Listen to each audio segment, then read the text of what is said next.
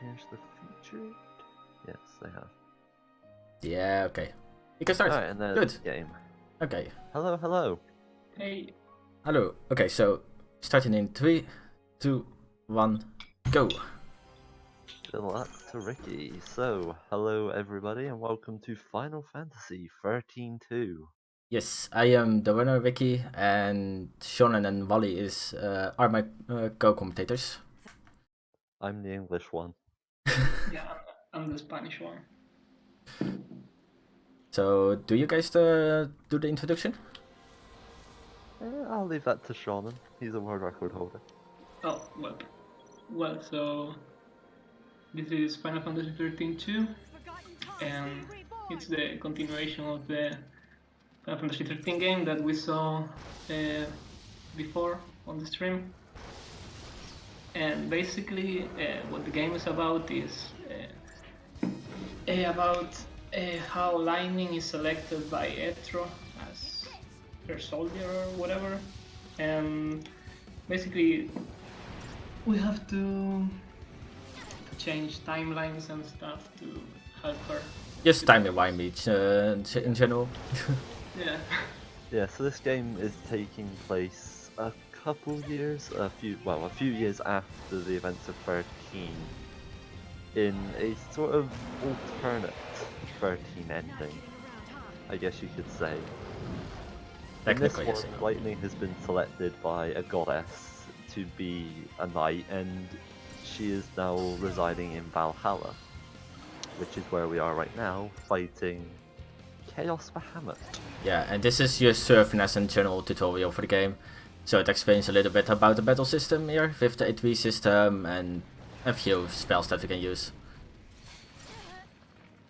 Yeah, you've only got a few spells into this. So the best thing to do here is first do a lot of lightning strikes. And Bahamut in general does a few heavy attacks, like the Umbo Vice, like this. And that's why I actually popped earlier a healing spell on me so I don't die. Because if I die here, that would be terrible for a marathon, so that's not good. So yeah, when you're on Odin, which is the horse that she rides, it's also her Eidolon in Final Fantasy XIII, you only have the 3 abilities, Snipe, Lightning Strike, and Allah's Shield. But with that now said and done, we are on to the second part of the fight, where we are riding a Bahamut, and we're again fighting a Bahamut. Yeah, so basically what you want to do here is to get cancelled with the focus bolts, and that happens. The video cue that we use to do that is when we see Inferno on the screen, we basically press triangle or whatever button is on Y. I think it's Y. Yeah, it's just the general auto fast execute or the cancel button. So it actually interrupts attacks. But for some reason, even it interrupts the attacks and the HP is not spent, the attack still goes off. So it's actually beneficial to just go on with it. Yeah, and basically the small difference is when you see Inferno, you insta-hit that button, the triangle button, and if you see Pulsar Burst, you wait a little bit for that. And then you basically get cancelled and get free ATB. And you so just out of safety, I will actually heal myself for a moment. Because I don't want to die. Yeah. You can use War's Benediction, that'll heal him up, and also gives him haste. Yeah, so instead of getting Shell and Protect, you get Haste, so that will speed up your HP by a good 50%, I believe. And there is also another third spell that he could use called Graviton Mines, but they're very slow and they don't actually deal that much damage. Nope. But with that said and done, that is Chaos Bahamut, and we will not be playing as Lightning anymore. No. If you want to play as Lightning, you have to buy DLC for it. And have post-game. But this serves as a really basic general tutorial, some story setup, and here we get more, bit more open stuff. Yeah. So compared to 13, that has a really slow opening and actually locks you out of the magic system for occasionally a good 3 hours or something. You get it actually already here instantly. And we're now being transported to New Bodom. Yeah. So there's some spiders outside waiting on a few people. And we're going to do a few fights here, so introducing us to the paradigm system and some general spells, and to our second buddy, Noel, the Time Lord Traveler. So these are going to be the two characters that you're going to be playing as throughout the entire game. You're going to be playing as Sarah and Noel. They have their strengths and weaknesses, which will be covered as the run goes on. Wrong target. These just serve as simple fights to get you a bit acquainted with the paradigm shift and the paradigm system. The paradigms are contained within a paradigm deck. You can have up to 6 of these. At the moment we only have the 4. We have Slash and Burn, Double Trouble, Misdirection, and Twin Shields. Yeah, so Ricky's going to be going between Slash and Burn and Double Trouble a lot. Yeah, and the refresh paradigm works exactly the same than Final Fantasy XIII. You get a creative refresh every 12 seconds to change paradigms. Yeah. The first shift will give you full ATB, and then every 12 seconds, as Sean was just said. Exactly, it's exactly the same. And basically what Rick is doing here is staggering with the slash and battle with fire. And all sometimes can behave pretty poorly here. I complain a lot on about that. But yeah, so far great execution. And yeah, that's it. So this serves for now for like a good 3 more fights to just kill different setups of Nectons and Mio-Necton. Just to get a hang of the battle system in general.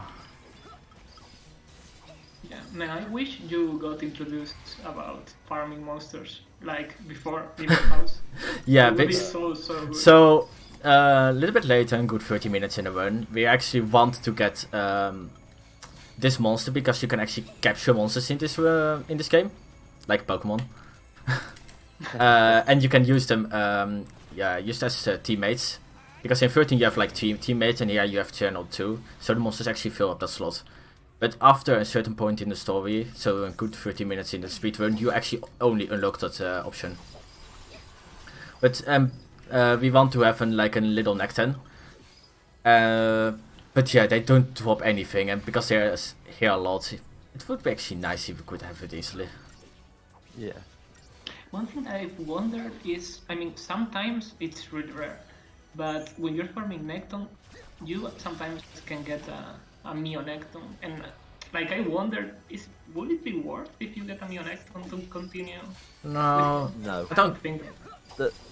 I think one of the main reasons we get a Necton is because a Necton is a Ravager role, and yeah, I'm not sure what the role Mio-Necton is, but I think also like in general the spells that that the Necton learns is good. For example, Thunder for Feral later, and some fast spells.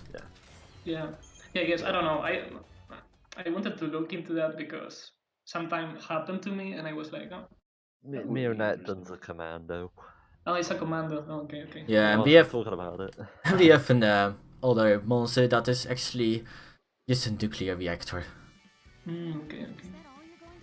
And whilst we're on the roles that this game has, I think.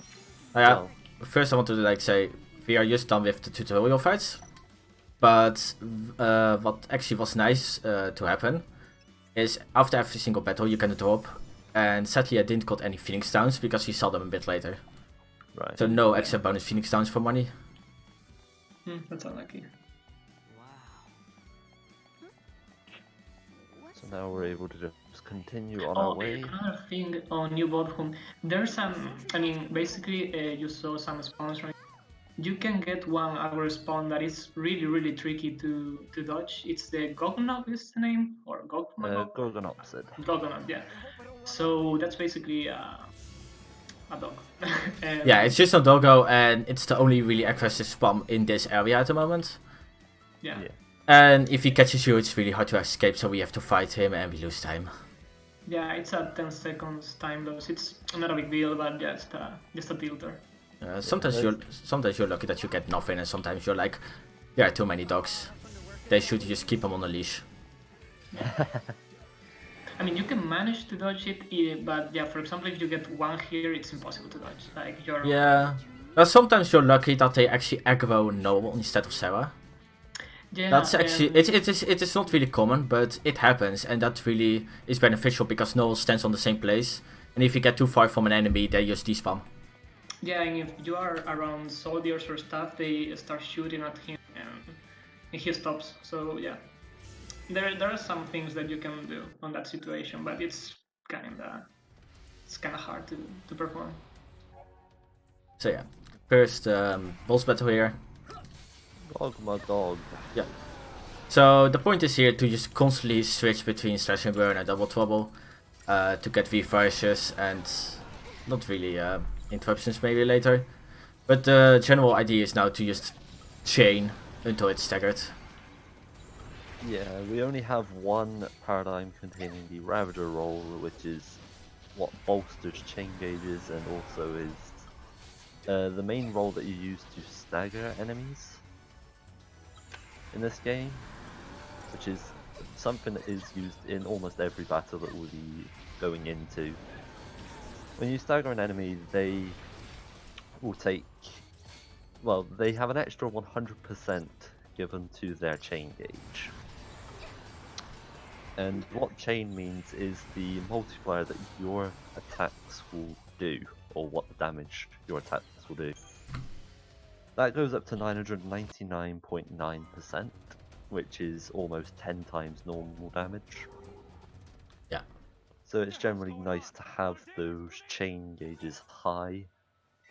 But most enemies in this game are glass cannons and die quite quickly, so you'll be seeing them die before we get close to it. Yeah, in general, just the Wolf 13 series is just glass cannon in the game.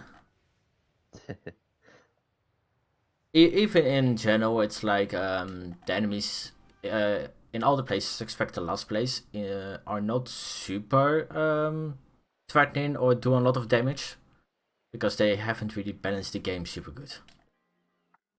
And we can really abuse that. Yeah, they've tried to balance out what Ricky will be using very soon, the Crystarium system. But in doing so, they've ended up making the characters not very powerful. And in comparison to monsters that we'll be getting later on, they're very much more powerful. So we'll be relying on them more. Okay, so now if you notice, Ricky just leveled up Sarah and Noel, with the difference that Sarah took all the CP for Ravager, but Noel didn't. The reason for that is that we don't want Noel to learn Frost Strike. We just want him to learn Blizzard. And the problem is that on the next fight, that it's the second form of Gogmagog, Noel can use that Frost Strike to hit Gogmagog, of course. And the problem is that Gogmagog has an attack that is called Swipe. Okay, so when the Gogmagog swipes, if Noel is in the air, he will get yes, you just like interrupted and he falls down on Noel and says. Yeah, exactly. And basically, he takes some time to start attacking again, and we don't want that. So we just basically avoid him to learn Frost Strike, so he stays on the ground. And it is also in general faster for Noel or use any other AI or me to have like spells instead of spell strike. So it is also faster chaining. Yeah, exactly. So here's a little fun trick. This kid is actually running away, and we want to catch him. But for some reason, if you point the camera all the way down, use as called camera tricking, we actually can catch him up way earlier than intended. Yeah. There is actually a rare occasion. I've only like, I think a kid fell down. There's actually a rare occasion. I've only seen it like once. Not on my run, by someone else, that the kid is actually stuck on a fence that we just crossed. Yeah, it happened to me. I never managed to actually get that, and I think it's super rare. Yeah, that's why I basically cannot call this split anymore, because I got that. And now my splits are kind of messed up. Damn it, dog. Yeah, that's what we were talking about. Let's see if Yeah, That's unfortunately Ricky got the Gorgonopsis spawn. There are two types of encounters that you can get, passive and aggressive, and Gorgonopsis is the only aggressive encounter, which means he will chase after you immediately, whilst passives actually have to wait a bit before Yeah. they are active. So I actually hoped I was actually escaping him, because I think it was pretty close, but then he catched up pretty yeah, quickly. That was really good. The attempt was really, really good, but yeah.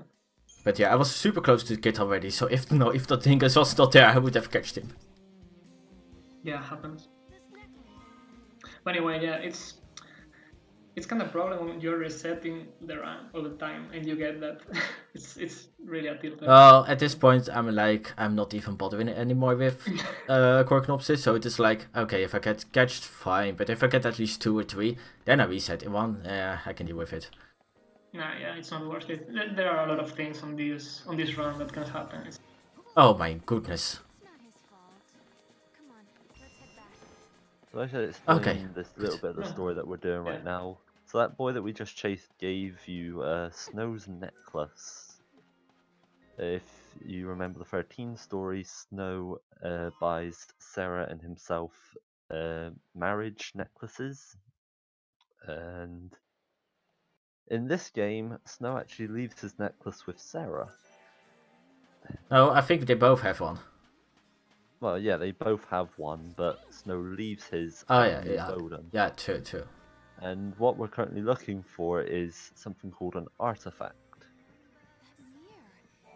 Yeah, so we actually need artifacts to open portals, so we can actually time travel through it. Yeah. So it's just something out of place and paradox in general. And the kid fell down again. Good. Yeah. Ha! So we need to interact with a cat, Lightning's knife, and also grab Snow's necklace before that artifact actually appears in the mirror. But now that we've got the artifact, we can now head back to where the meteor appeared. So yeah, also just a general fun fact, I really, for some reason, they implemented a mechanic that when kids are running, they actually can fall down, and I love it. It's just always funny to see. That's why I'm getting so hyped about it. That's already the third one! Get away! Go to your mother or something. Oh god. Damn, 3. That's okay. Good. He despawned, good.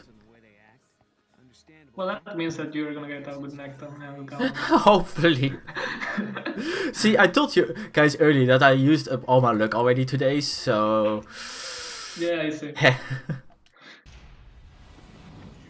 So now we're going into the second God fight, and this one's going to be a lot easier to stagger, because Ricky gained access to the paradigm system, or the customized paradigm system, a little bit earlier. So now he has the paradigm dual casting, which is double Ravager. Yeah, the thing here is keeping Null on the ground when the Lordmau5 uses swipe, because you don't get knocked off, basically.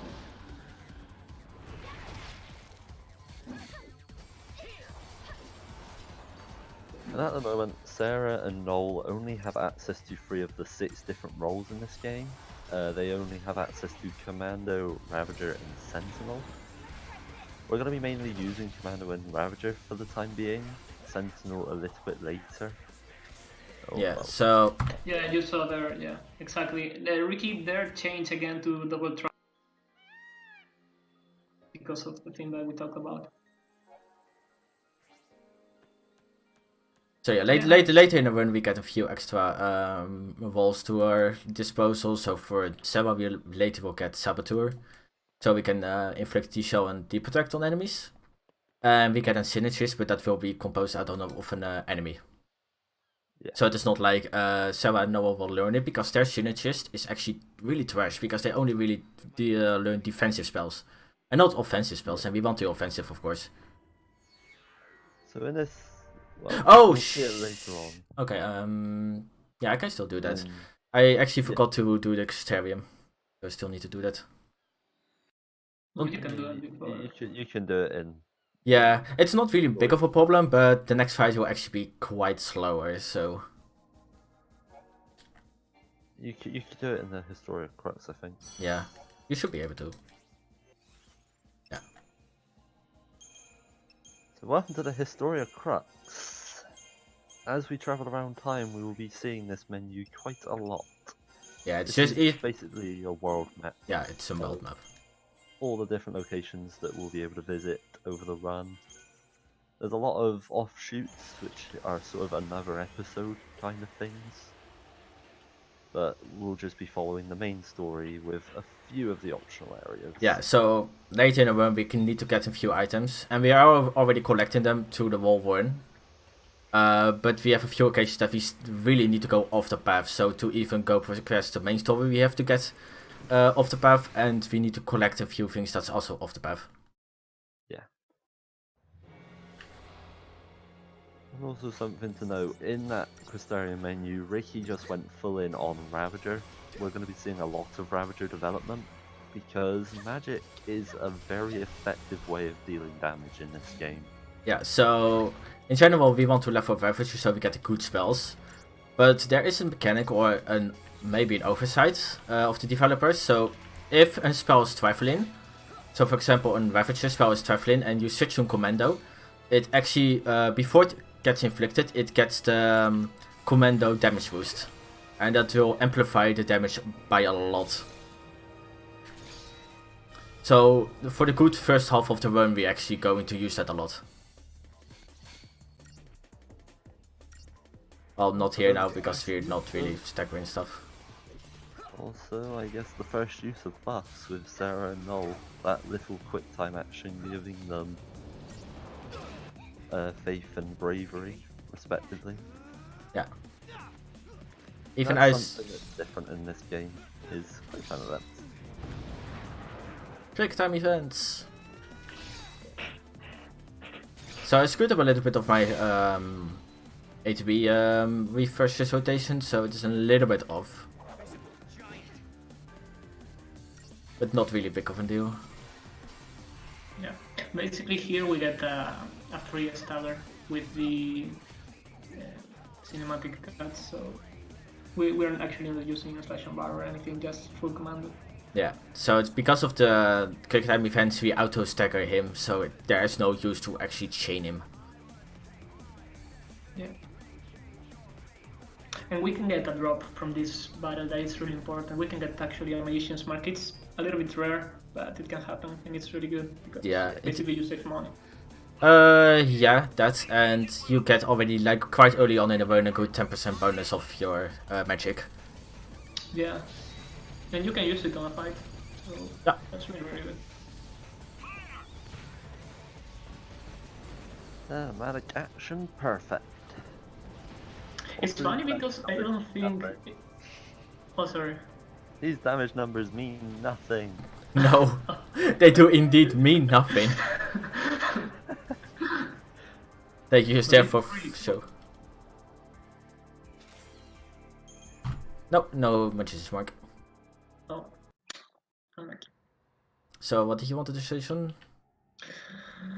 I don't remember, wow. Yeah, I don't remember. It'll come to you. Yeah. So we can skip in a few cutscenes, and if you time the cutscene skip right here, you can actually skip an dialogue option. Saves like maybe a second or 3, 5. Yeah, actually the menu takes a while for you to perform an action, so you actually save 4 or 5 seconds? Yeah, maybe? So something like that. Question mark? There are also moments where he is able to skip outside of a cutscene, and those are in live trigger areas, which you will see by a live in the top left. So earlier in the run, when we were still in Bodum, we didn't skip any live triggers because it is not like beneficial to do it. Because you can skip it, but you can just walk around and that kind of stuff. But here there's a few occasions that it goes into a kind of cutscene, so we can skip it. Yeah. And right now, basically, we're getting introduced to the farming monster tutorials, and basically, this is why we cannot farm Necton before. Yeah. Because we didn't take the tutorial, basically. That's it. So normally, when monsters spawn, they drop. If you kill them, there is actually a chance for them to drop a kind of crystal, and that means you capture them and can use them at your disposal. But this fight is a tutorial fight, so you always guarantee to get them. Yeah, confirmed drops of the XIII and Zwergskandroid. XIII a medic monster, and Zwergskandroid a Ravager monster, but not as powerful as Necton, so we're not gonna bother with The him. only useful thing is about this work is that he can function as a backup if you don't get a spell for the Necton. But that's that's the only way. Hey, Nectons! Poggers. Poggers indeed. So, will we get the immediate Necton catch? That's a really good spawn. Welcome to the first bit of major RNG in this run. Yeah, farming monsters. Yeah, but that's a really good spawn. Like, that's basically the best spawn you can get. Yeah, there's another spawn that's like one Necton, one Mew. The Mew Necton is kind of also fine because they also do now spam the Necton spawn in a tree formation then too. So you can actually reel on them instead of killing them instantly. So you actually need to watch out only on this fight a little bit.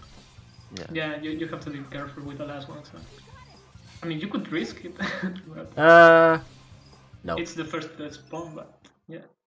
Sadly, my luck is not really great at the moment. It seems. Fourth try, come on. So yeah, this can be first try. It can be like an 1000 try, whatever. Depending if your luck is nice.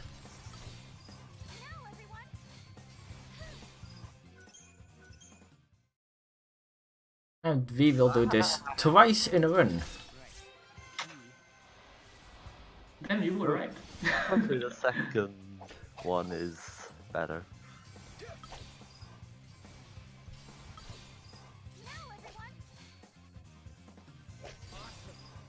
I love marathon luck. Yeah, okay, let's go for the 9 try then.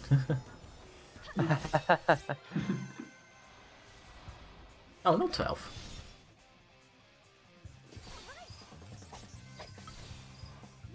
If you're counting individual Oh, there we go. There we go. There we go. Nice. There we go. So, yeah, 5th try. Nice. And I got the Phoenix Sound from it. Good. Awesome. So yeah, the Phoenix Sound guarantees me for an extra Gazelle Queen, so I actually don't have to grab the backup one. Oh, I can, but it's not needed. Okay, technically it was like a lot of tries Necton, but the fight try. And now the Moogle hunt. Where's the Moogle? You're the Moogle. Oh, I don't know how to talk. The Moogle that you're accompanied by is called Mog. He has a bauble and he can use that bauble to identify hidden items. From Lightning we got this Moogle dingus called Mok. And he can transform into a weapon too, for Sarah, for some reason, so that's something. Yeah. Oh, that's not good. Well, you're out of it. You're a demo. Okay, I should better Quackside for this. Yeah. That's not going to work. So yeah, this is actually really bad because when you get a cast response here, you're actually too powerful to efficiently fight him. So you actually have to just return to the Historia Crux and re-enter so your counter is resetted so they all despawn. Because this game actually works on a step counter. And if you have set enough steps, the spawn rate of monsters will just increase. And by Quaxing out and in, the counter will actually reset. So we can just walk safely again a little bit. Yeah, I think, it's like 30 seconds time loss doing that. Yeah, it depends on your loads of course, but it's a good 30 seconds loss. Yeah, around that. Something to note is that this game isn't very well optimized, so... No, Square... Well... Just blame Square because they really do great PC ports. not. Yeah, one, the PC port isn't good, and You take but this path. Okay. still, this game isn't all that well optimized. No, so Square Enix has a good track record of bad PC ports in general, and this game suffers sadly really heavily from it. Because to really run this game on a good frame, just the FPS or just have good loading times, you need at least a good clock speed on your CPU. Yeah. That's why my CPU, like my frames at the moment, are really fluctuating at the moment. Yeah. Because you Yeah, using and the mod about as well? the pathing, there are two possibilities here. You can go, you can take Ricky's route, that is going upwards, and basically you get passive encounters. Like you don't get aggro's, right? No, it's like if you're in the tunnels, at least good inner tunnels, not a little bit, good inner tunnels. You get only passive encounters, and if you're outside, you get aggressive. You have a chance to get aggressive encounters. Yeah. But yeah, even if you go up on the railing to the tunnel, there's a chance to get aggressive monsters, and then there is like literally no escape from them. Well, that's what you think. I always take the bottom one, but I did it in the past, but I believe if you go up, it's a little bit faster. yeah. Yeah. I don't know. I'm too lazy But to check. yeah, I'm also too lazy to really check, but I always go up, and so far as far as I know, it's a little bit faster. But Okay. don't quote me on that. Anyway, mini games. We saw a mini game. Yeah, there's like a few occasions in this run that we have to do puzzles to use proceed in the run. Yeah. So we now solved a little thing. So Atlas, a giant mechanical monster, has been weakened heavily, and now we can actually beat him. There are 3 types of those rift puzzles as well. You've got the tile trial, which was shown there. There's also a crystal connect. Yeah, you just connect the dots. And there's also a clock trial. Luckily, we will not be seeing a clock trial. Yeah, clock trials are the worst ones. Whoa, I didn't remember that. Wow, it's a thing. Yeah. Yeah, they They mostly are on optional places and in like the optional area places. I don't even remember how that worked. I just remember that casually I was stuck there. I was really stuck there. Like, I don't have a good memory of that. Oh, I also already ran. Huh, okay. So yeah, now we're going to equip the Nectin, so we have a full set. Oh man, we do things really different. Wow. What do you mean? Yeah, like you get 1 extra Gizal ring and 26. No, it's like I already normally I always buy 25, or if I get a lot of Phoenix Sounds, I used buy 30 of them, but I didn't notice I got like 1 from a drop. So that's why I have actually 1 extra. Okay. Yeah, that menu is entirely based on drop. But it is also like I've not really learned newer strats, so I'm quite using some old strats still. I don't know if what I learn is new or old, to be honest. There's a few cases that I'm still really using some old strats, so yeah. No, for example, I saw some things from you that I basically took. I'll just comment about that later. Also, sometimes I'm just doing things and it works. I don't know, yeah, I guess we are just too lazy to check. We need rust on this game. No, this game in general is already really optimized and there's not much to change in general. Yeah.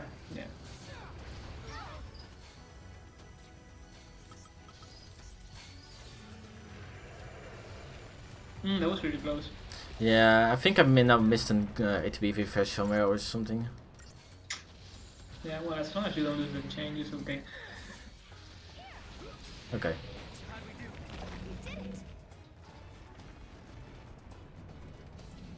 Now time for another quick time event.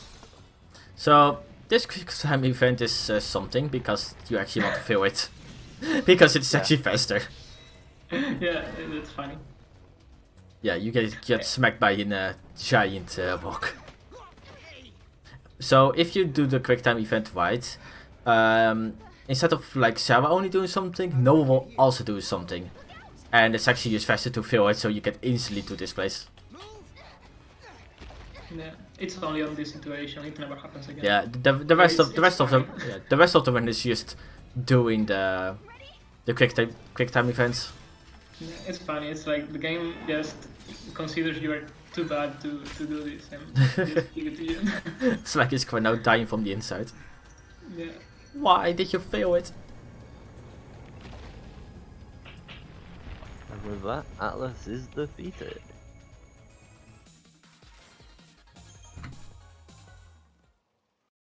So yeah, this solves the paradox phenomenon in this place at least. And if you go to the gravestone and you interact with it, it's 2 artifacts will spawn. So we can get them and proceed a bit further into the story. Yeah, so this is what we were trying to find, was a graveyard for Alyssa Zidell. Who's Guess the he- person who brought you out of prison earlier. Because she thinks she's dead. Actually, technical she is. That's spoilers, man. It's a speedrun. Nobody cares. Well, fuck. So yeah, it's also luckily the rain stopped, so that's a bit nicer. Oh yeah, the PC rain. That's a thing. No. Basically on PC the rain looks like knives. Oh yeah, but you can change a few graphic settings if you have an Nvidia card. So actually, if you change the anti-swamphobic field window, or how you actually pronounce that thing, you can actually make the rain pretty wide and really weird. Now what a game! Wow. Sorry for spoiling the chat. So now we are riding on a chocobo. Yes, they're like on every single place. If you resolve a few things, chocobos will spawn, and they will use the Gazelle Greens, and you can just ride on them. Luckily, the step counter will not actually increase, so you actually save for monsters and that kind of stuff. Yeah. Unfortunately, you cannot do the Moogle hunt whilst on a chocobo, so you Nope. have to dismount and remount. Yeah, and that uses sadly Gazelle Greens, so I more don't know cure if, useless. It's intended that you can take the reunion artifact like that, or are you supposed to? No, you can like- just like review it and then just either grab it just normally or sit on a chocobo and grab it. Yeah, Yeah. but I don't know if that's intended. Like, it's weird. I don't know. Really don't know I don't what know. is intended. Like- It's intended by me now. Yeah, of course. But, yeah, I don't know. Okay, so Yeah. this is the first gate in Brescia that we're actually using, and we'll unlock the Sunleft Waterscape. But we're not actually going there. It's too scary yet. We're gonna head back to New Bodom because we now have the Moogle hunt to pick up Yeah, I guess it is a intended. piece Yes. of something that will become very useful later on. Yeah, it's like Oh. this is the first place that the item is hidden that we need to use all the way at the end of the game. Well, nearly at the end of the game to actually proceed to the Yeah. final area. Yeah. And one thing that happens on some buildings is that basically when it turns white, the screen, well, basically Ricky didn't do it, but when it turns white, you can move with Yeah, so you can already move them, but I don't really know where Sarah is and that kind of stuff, so I prefer to not use walk and raise some step counts and missing all the things. So I always wait a little bit. Okay. So yeah, we're gonna be grabbing the first of 5 pieces for the Graviton 4. Yeah, Mog sometimes can behave really weird and get stuck behind you and you have to wait for him. And that's quite... Yeah. Also, that was good. Yeah, that was really good. Ricky didn't have to force an encounter. Yeah, so we actually want to reset our step counter, so we just quickly spawn something and cracks out, so we reset it. Just a convenient Yeah. zone for the next area. So we're going back to Pressure Ruins. Here's also a Graviton core hidden. So we're going to grab that and we will unlock the next gate. And then we are all done in Pressure Ruins. Yeah, exactly. I never intend to come back. Chocobo, come back.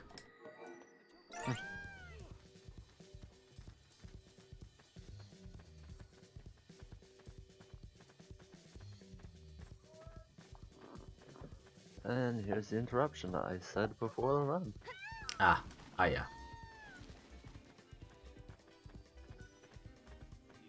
So here's the other gate. We will open it a little bit later. We're going a little bit back because we want to now grab the item. Also, we want to align ourselves pretty nicely here, so Malk will jump just after me. Because there's a thing, like, if you do it a little bit weird, Malk can get stuck and you just need to walk all the way around again just to get Malk on this place. So bad. That's so bad. That happened to me a lot. Yeah, so the thing what I always do is like going in a pretty big bow just around this place, so I know for sure Malk will be aligned nicely. Yeah. Instead of just corner cutting. Okay. I really hate Malk. I just can't understand that guy. Yeah, it's just like, it's better safe than better. Maybe it just loses maybe a second or something. So yeah, we unlock the next gate and then we go to the Yashas. Fun place. Yes. So this area resides our second hunting for a monster. Luckily, our last hunting place. I think this is the place where I most likely reset runs. Like... yeah, if I, for example, have enough time, either if I have really bad neck and look, I just reset there, or else people will just reset on this place. Because the luck here is pretty painful and you just have a bit of a tougher fight than the Nectans. So it is way slow to get the crystal. Yeah, I mean that's the thing with this game. There's a lot of things that can go wrong. Yeah. So yeah, you have to stay positive or you might as well go insane. So yeah, this... the fuck?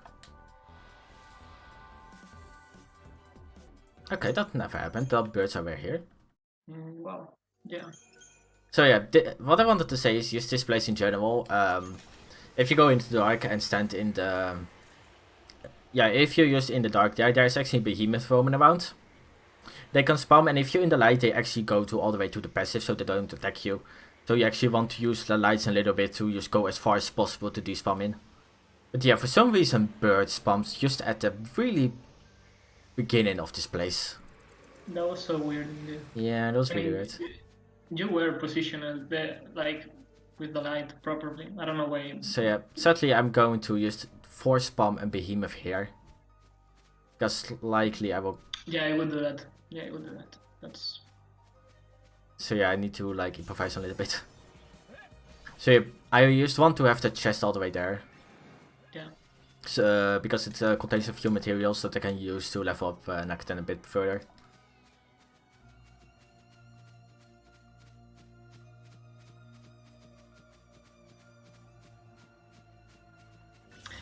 Yeah, the problem is that you lose the light cycle, and that's kind of scary, but it's really well managed. And the thing is, if you get caught by a behemoth, the best thing is to just die.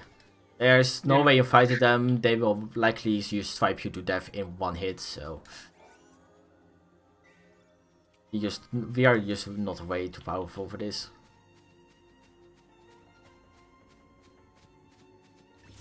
That's going to be the case for the majority of the game. Ah, you're back. We're not going to be strong enough to fight most things. Exactly. Nice last spawn. Okay, that was another one. That was not super bad. It was weird. let's just... so yeah, we have just enough money to buy 2 Magician's Mark. One for Noel, one for Sarah. No, not this. I want this. I think...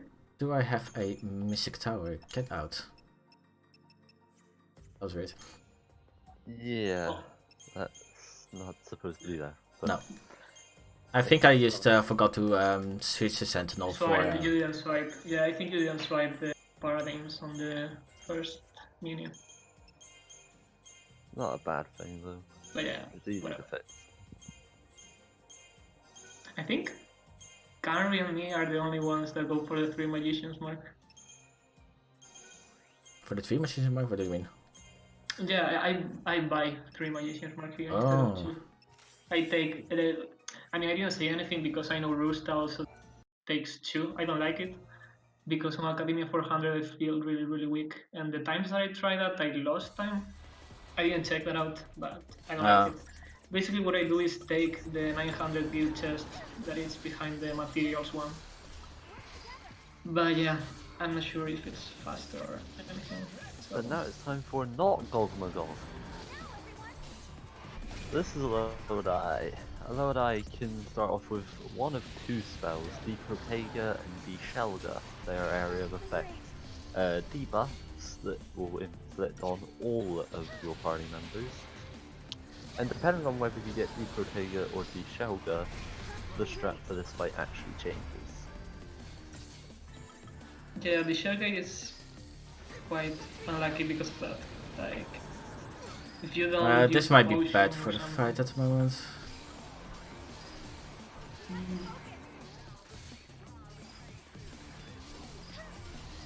Okay, good. So, I actually screwed a little bit again. For some reason, I'm screwing my paradigms really quickly. No, really bad. What I wanted to do is have an actually Noel as a Ravager and Sarah as a commando. Because Noel really likes for some reason to jump around. Yeah. And we don't really want that. So yeah, this is Hope, 10 years later. For some reason he got hot. Yeah. Hot is very subjective. Yes. No, I was just kidding. Welcome to the Ashes Massif 10 AF. And by the way, AF means after the fall of Cocoon. Yeah, and it's not something else. So... I always said... Well... Yeah. Yes, that. So, yeah, Hope is 24 in this game, so ladies, get in line. He's just 1 year older than me, god damn it. 100 EF. So this nation, Padra, their leader was a Cirrus, right? Yes. The Cirrus would read the fates. So yeah, we now talk to him, and now we're going to level up again. Now we're going to like level up Sarah. Instead of having an extra ATB slot, we're going to level up her Saboteur. So we unlock the Shell and the Protect. Well, the Protect is already unlocked for like from the beginning because you have basically, it's a bit weird if you get a wall and you have literally nothing there. But okay. But yeah, we got also these shoulders, so that's also nice if you want to commando buffer and stuff.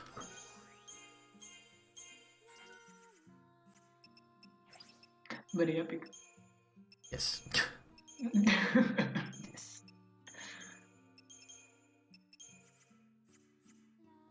Guide for country. You.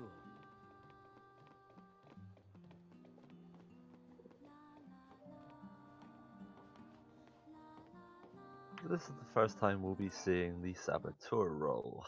Yeah. The Saboteur role is a debuffing role, Here. and we'll mostly be using the debuffs Deprotect and D-Shell. I believe like if we have D-Shell and or D-Protect, it's something like a minus 33% defense on the enemies. I don't know the numbers.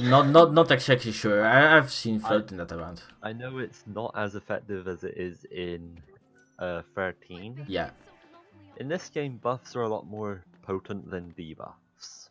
Yeah. Which is the opposite in 13, where debuffs are a lot more powerful than buffs. And then you have lightning returns and the power is just broken as fuck. Yes. They thought, oh, let's do something else again. Let's change the debuffs again. Yeah, they kind of swing around a little bit. Yeah. So here we're going to try to force bomb some birds. Yeah, Not and those. What a bird called Gahongus. And not the right ones, because they are the bad ones. And doggos are also bad. Oh, yeah. So yeah, we And want yeah, we want get out of we here. want them. We want the Gohongas because they are like for any percent at least good synergist. Yeah, their feral link is just incredible. They basically give all the buffs on the game, right? All? Mhm. Sure? Like, Question mark? yeah, they give most of the buffs. Yeah.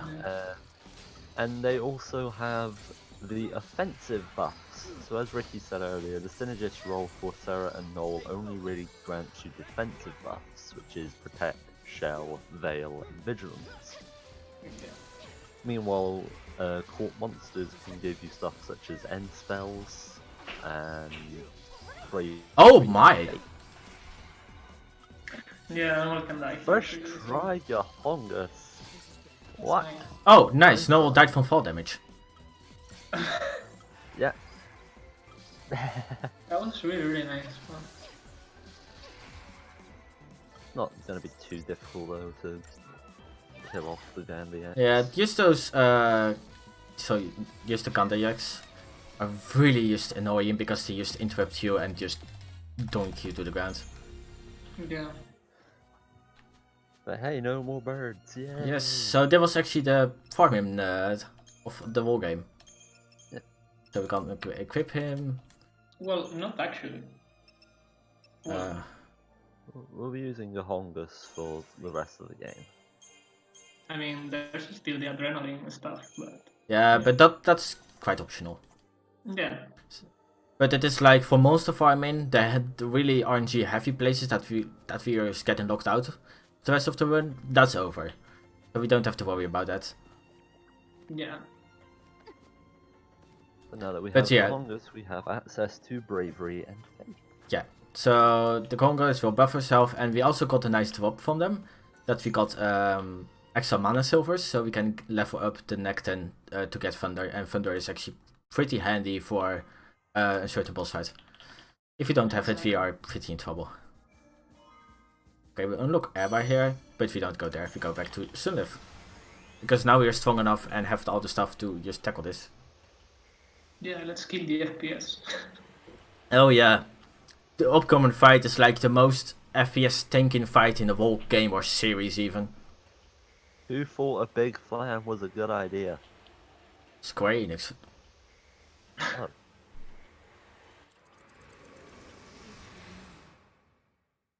We thought now put in an unoptimized game on the PC. Wasn't good idea. Why? not Square Enix. The way she did. But yeah, when I say big flan, I mean Wow. big. But That it's a is big one flan. gigantic Yeah. monster. It's like a lot of raw ripeness. it's like a lot of flans squished to each other. Yeah. But yeah, Snow is also in this area. He kind of helps us because he's also Yeah, time Snow traveling is- stuff because he's looking also for lightning.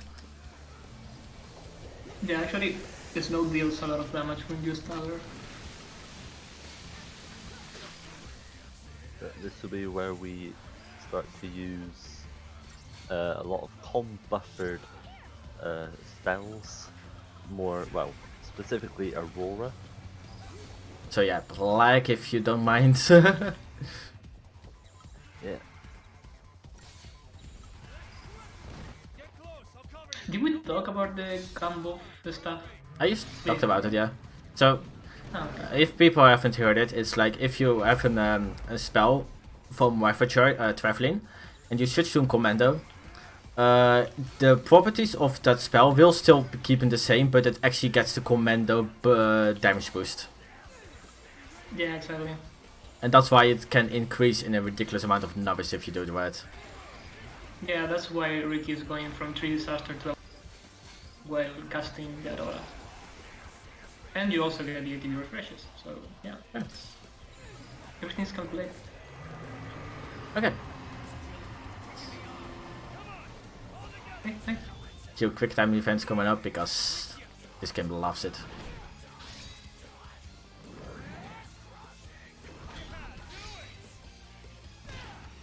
I really like this time event. It's nice. It's always a Just cool no throwing a whole bunch of fire into a flan's mouth. Yeah, definitely will help. Even though I'm pretty sure the flan is not weak to fire. I think it even absorbs it. I'm not sure. Really? Wow. That's Also, Or maybe in more different kind of flan. numbers. Maybe in different kind of flan, but I believe there was a flan type that at least absorbs fire. I mean, it's red, so I don't know. Eh. Makes sense. So yeah, hi, we got Snow in here. Or fourth party, no, temporary party member that only will be here. To know what he will not be sticking and saying stuff in other places. Yeah, he cannot follow you through gates. Yeah, because plot. The way that the Historia Crux apparently works is that everybody has their specific sort of routes that they can take in the space-time continuum.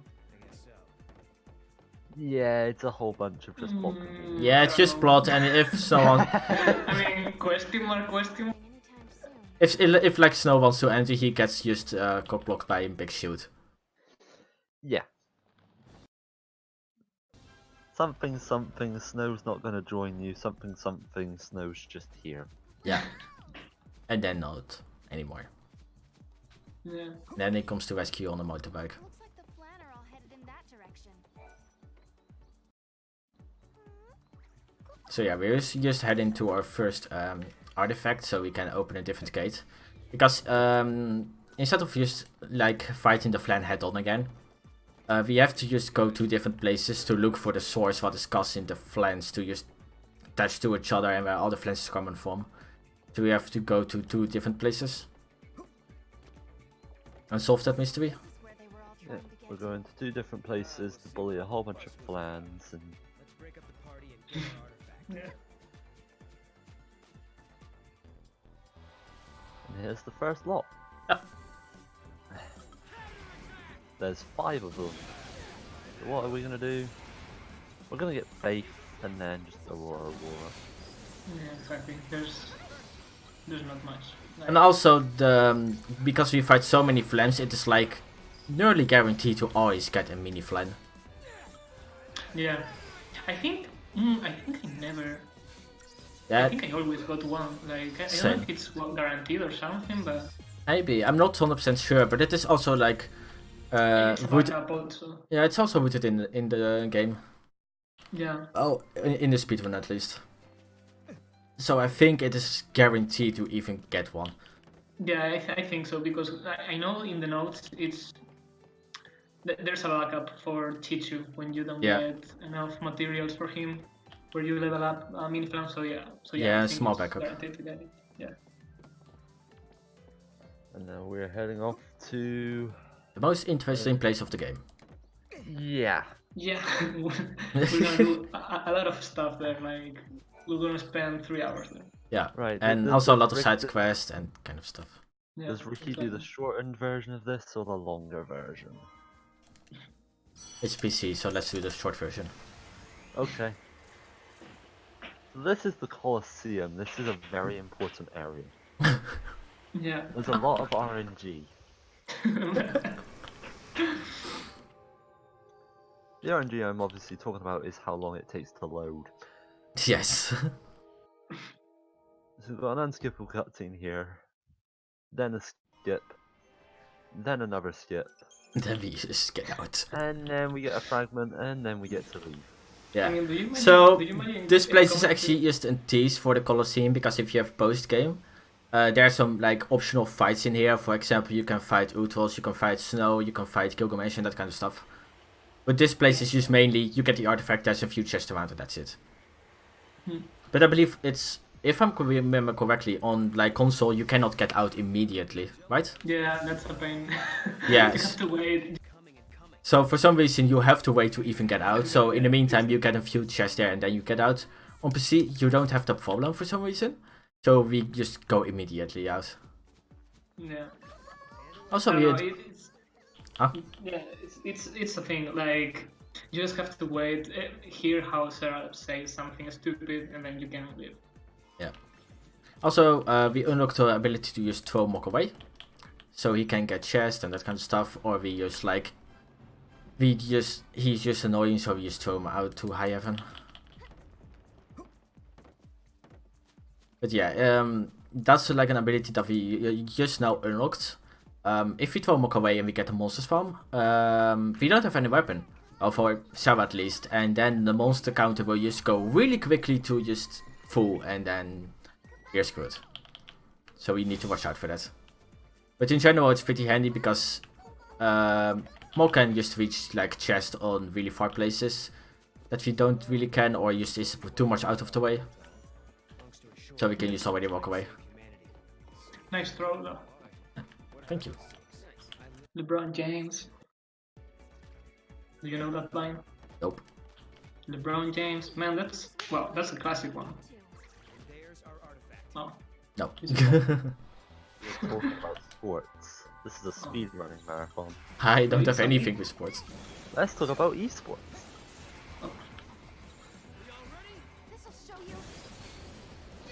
So here's the next set of mini flan. There's only 3.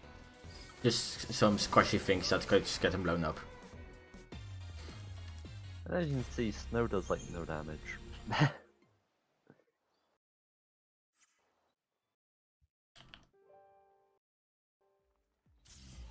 That gets us the Yeah, so second one. basically, that's pretty straightforward. Like, this battle is exactly the same as the last one. Yeah. So here's a nice convenient chocobo that we can get. And we go into the second place, and yes, we will spend a bit longer there than just the 3 seconds that we had in the Colosseum. This is one of the more important areas. And Yeah. a bit of the harder area. Yeah.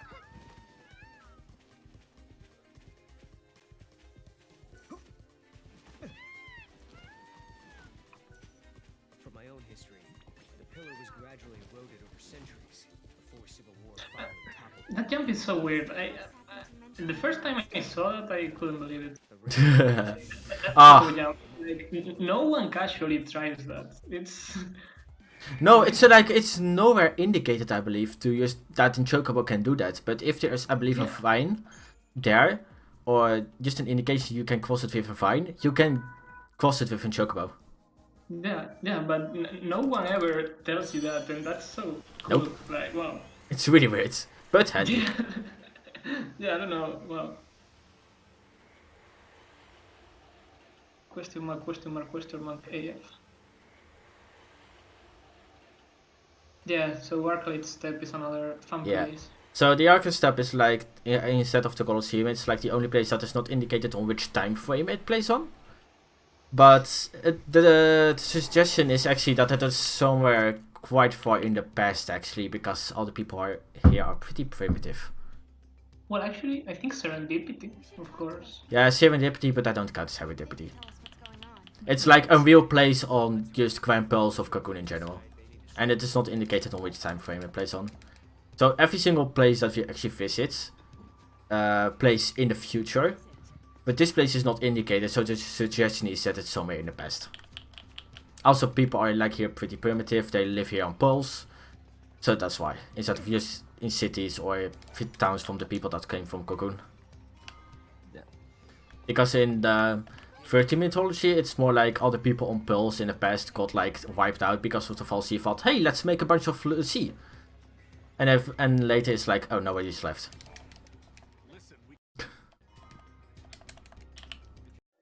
So now, with speaking to Tipper, we get a map of the steppe. Right. Let's go exterminate. And now we get to fight one of the most random encounters that this game has to offer. Yeah, the time battle of this one is really fluctuates a lot. Like you can get that, I think it's at 26 seconds, best time possible. And Yeah. a normal time might be around 40. That's, I'm not sure, but it also depends a little bit on how stacked the enemies are in general. Yeah, exactly. It depends on how good your Blitharas and Blitharas hit people, so...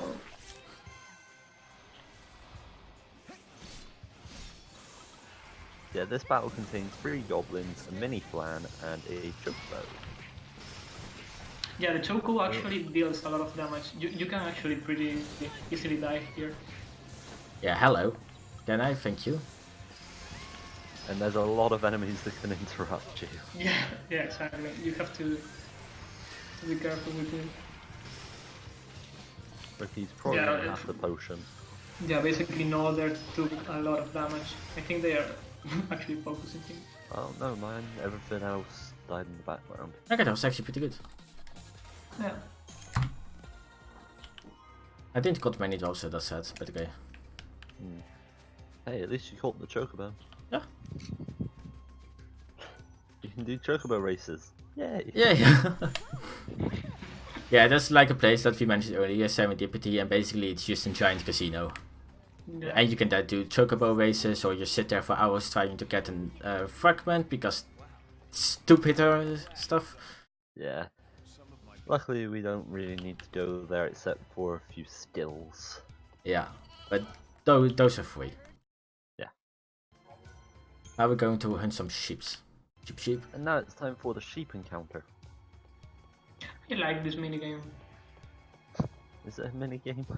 Well, yeah, mission, whatever. It's a chore. Yeah, well, yeah. Why is the sheep going away? Come back. So the fun fact is about if you throw a mock away, every person in the world, even the mothers or whatever, they just think, oh, a Moogle, and they just go in there. So it's nice and convenient to get a sheep to your place. Yeah, also you can get one aggro encounter here that it's actually really scary. Yeah. So yeah, that's actually another place where you have to take into account the amount of steps that you have on your back. Be careful when you throw your Moogle. Yeah, on this game there's a lot of that people don't notice, but it's really important. Like how you move, how you use mock. It's actually really important because yeah, you can get aggro encounters or stuff can happen where you lose time. Yeah. But Yeah, now but we've it's got the 3 wolves, we get to go back to the camp. But I think that's like things that you learn basically from making mistakes. Yeah. So what I will do, because I think I'm a little bit low on potions, I will switch out the Magician's Mark of Noel for the Grimoire hit. Oh yeah, of course. I also need to potion too much. Like the upcoming fight, you need to potion a little bit because the boss does quite some damage. But with the Grimoire head, you get the double amount of healing with potions. And I used a few potions already, so just for safety. So now yeah, we have I the access. always replace the Magician's Mark for the Grimoire hat. Yeah, Like, nowadays a lot of people just do Magician's Mark because of course more damage, more magic, quicker kill, so. yeah. I don't know, Fire is so scary. I mean, lately, last runs, I actually died on Fire. Yeah, that can happen. So yeah, we want to lure out the dragon on the sunny weather. But the thing is, if you go now to him, he will actually call on the giant Longwy, aka a super boss, and we don't want to deal with that. So the only way to not let the Longwy come is change it to stormy weather, because then he will actually stays and the Longwy will be gone. On all the other weather types, he will actually just go away, feral. Yeah. So we have to be in this weather type. And Another fun thing is that the machine, I'm not sure, I think the machine on the PC and PS3 versions changes how you have to press the switches, I think. It's always like right, left, right. Yeah. I know on PS3's left, right, I think. If it changes, I'm not sure. As long as you do 2 rights and a left, with Yeah. right being the last one, then it works. It does. Yeah, I see. And another thing to note is that in the Arctic step, depending on the weather, you'll actually have different spawns for the monsters that appear. But now it's time for Feral, one of the first real hard fights when it comes to learning. Yeah, Leo, exactly. Oh, I wanted to check one thing on this fight when I get home. Basically, I know... that's not good. Oh. Oh, Sarah's down. That's not good. Yeah. Oh. For some reason my potion didn't want to go off, so... And it's too early already for Sarah to die, so yeah. Yeah. That's what I was gonna say. Silver Chocobo is not online right now. Need more shadow. Oh, no. But yeah, what I wanted to see on this fight, I know Rune showed me a video of using Gale Strikes. And that's actually faster, but I've never done that. I also use this strat. Yeah. But yeah, good job. Yeah, so this could be way faster and not as scary because for some reason my potion didn't want it to go off and Selma just straight up died. And in general, like Selma does not much damage, but she chains and that's good. So the fragment was causing a storm. But that The monster swallowed covers up the main visit to the Arctic Step. We'll be back a bit later. Yeah. That'll be for a special reason. So I use Valk 2 like in a certain place. It's not like we wanted to just wait for Mog, but we wanted to be there for later. So now that we have the black hole gem and the white hole gem, we can go back to the Sunlift water escape, and the big Flan has shrunk. Yeah. So he become like little and green. Yeah. So we actually can take him on now. Also, Snow is like quite a dum-dum or whatever, and he still wanted to go fight him. Yeah. Quite the hot blooded. Yeah, just like hot-headed. Yeah. But now it is time to fight Mutant Tomato. But yeah, basically the strat on Mutant Tomato is the same with Royal Ripness. Like it's exactly the same.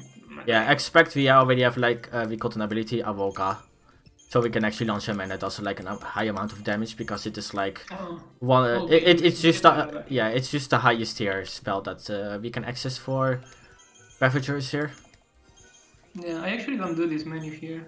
Yeah, it's like it doesn't matter much because I think the time will even out later anyway. But I prefer to actually use it. Yeah.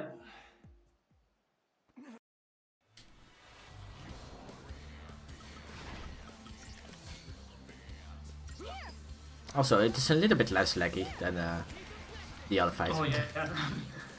A little bit.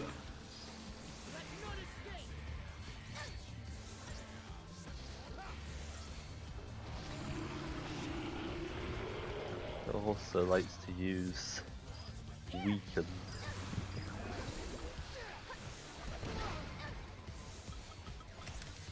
Okay.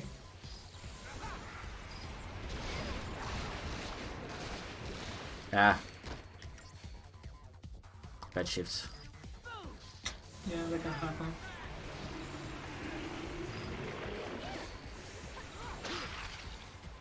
You can see the combo for the Roga Aurora doing a lot of damage. Yeah. So we want to actually input Awoga first because it takes a little bit of time until Awoga goes off. So we can easily go to commando and let it off and have also the Aurora converted. Yeah, exactly. But now that that is all said and done, Mutant Tomato is destroyed. Snow is now gone, by the way. Yeah, because his like he should not have been here because maybe also kind of paradox, whatever. And for some reason they took away our chocobos. That was not nice. You've resolved the paradox here. So Snow goes back to finding lightning. It's also revealed that Snow is a Lassie once again. He chose to become a Lassie to fight the big. Well, yeah, it's kind of weird because there's actually some backstory about him becoming a Lassie again because it has to do something with a false Cactuar. And he actually met him and he saved him and become a Lassie again, and the Cactuar I believe dies. So yeah, it's really weird. I don't know. It would have been explained I believe in a DLC episode, but they actually cut it. So now we are in a sort of paradox Historia Crux and stuck in a place called the Void Beyond. Also a really interesting place with a lot of side quests. Yeah, totally. Yeah, sorry I'm lying. There's actually nothing here except a few chests. It's even smaller than the Colosseum. It's Well, there's a chest on the background, like waiting for you. Yeah, we have in total 2 moments that we come in here and go immediately out, and then the third time to have a boss fight. yeah. But every single time we come here, it opens a little bit up. The good old world between worlds. Yeah. What it was that created the paradox? So now we go into the other place that we opened early on, Erba. Oh, Erba has changed. Yeah. And we're going to do here some nice puzzles to connect the dots. Not Gluck puzzles, luckily. Connect the dots. I mean, these puzzles are really cool. Like, I really enjoy these puzzles. I used to hate them because I was bad, but it was like, man.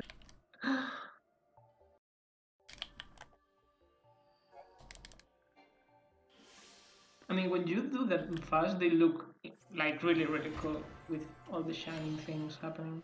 I don't know.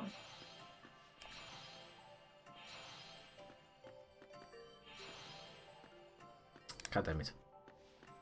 Hate that when that happens. Yeah, you actually want to have Noel moving all the time, because if you stop with him, it actually takes a little bit to keep walking again. So it's actually better to keep spinning all the time. And yeah, that's like a small movement things that you want to do. So yeah, there's in total like 3 tiers in this, and every single tier has like 1 extra puzzle. So the next one has 2 puzzles, and the third one has 3 puzzles. Also, this was a really good spam, because if the monster spawned there, and I can use deep spamming, I could grab the chest. If not, I would have just continued and grabbed the chest later with a chocobo. And that's some bad luck. Yeah. Yeah, I can agree. It doesn't 100% fit the game, because it is quite random. But it's a little bit of a detour instead of just having combat again. Yeah, it's something different. I guess it's fine. Like, I don't know. The minigames on this game are kinda weird. For example, the Augusta Tower switches is just so boring. They could have done anything else. I just don't like it.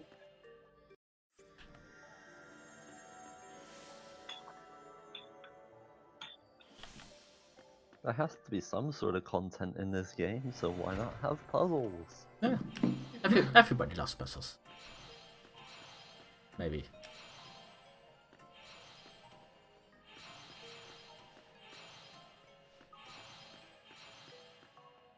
Yeah, this one is tricky. Yeah, so the thing is, if you actually hold one of the dots and you keep holding it, they actually won't change around, because if you don't have anything hold it, after a few seconds they actually change color, because there are some few possible ways to just connect them all. Because for example, red and green, they are like on top of each other and they switch around with each other. But if you hold at least one of the connecting dots, doesn't matter which one, nothing will change. Yeah, there's actually a puzzle where we want the color to change, and it's actually faster. It's like I have never done that, so yeah. okay. Also, I force spam here some enemies, because I have to go down the stairs here and go into a portal again, and if monsters spam here, it's really bad, as usual. Yeah, yeah. But yeah, this is the kind of stuff on this game. In order to keep in mind the amount of steps that you have on, like, that's actually a big thing. It might seem that it's nothing serious, but it actually is.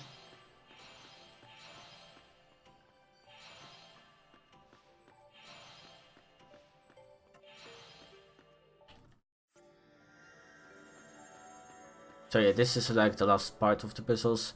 After this, we're done with other puzzle shenanigans. Yeah.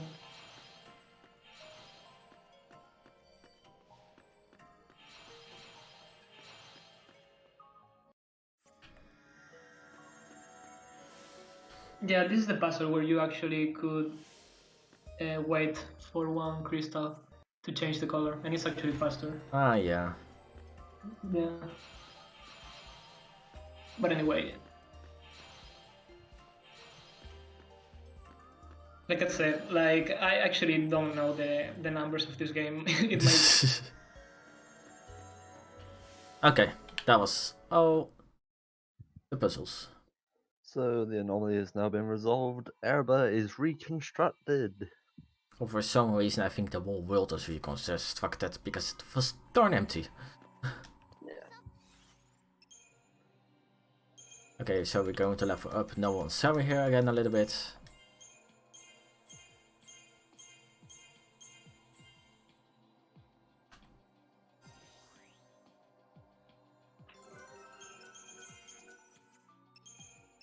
Yeah, since I don't level up for Aroga, it actually takes me a lot of time to do this first time. I think I have like 6,000 CP on my runs. It's like, I waste a lot of time here. Okay, so we're going to change back this to a Magician's Might because, yeah, the upcoming fights are not as scary. The only real reason if you want to use the Grimsword Head again, and it is actually needed, it's on the final area. Because then we get too much damage and we really want to heal ourselves quickly back up. But overall in the rest of the game it's not really needed, but I just did that out of safety.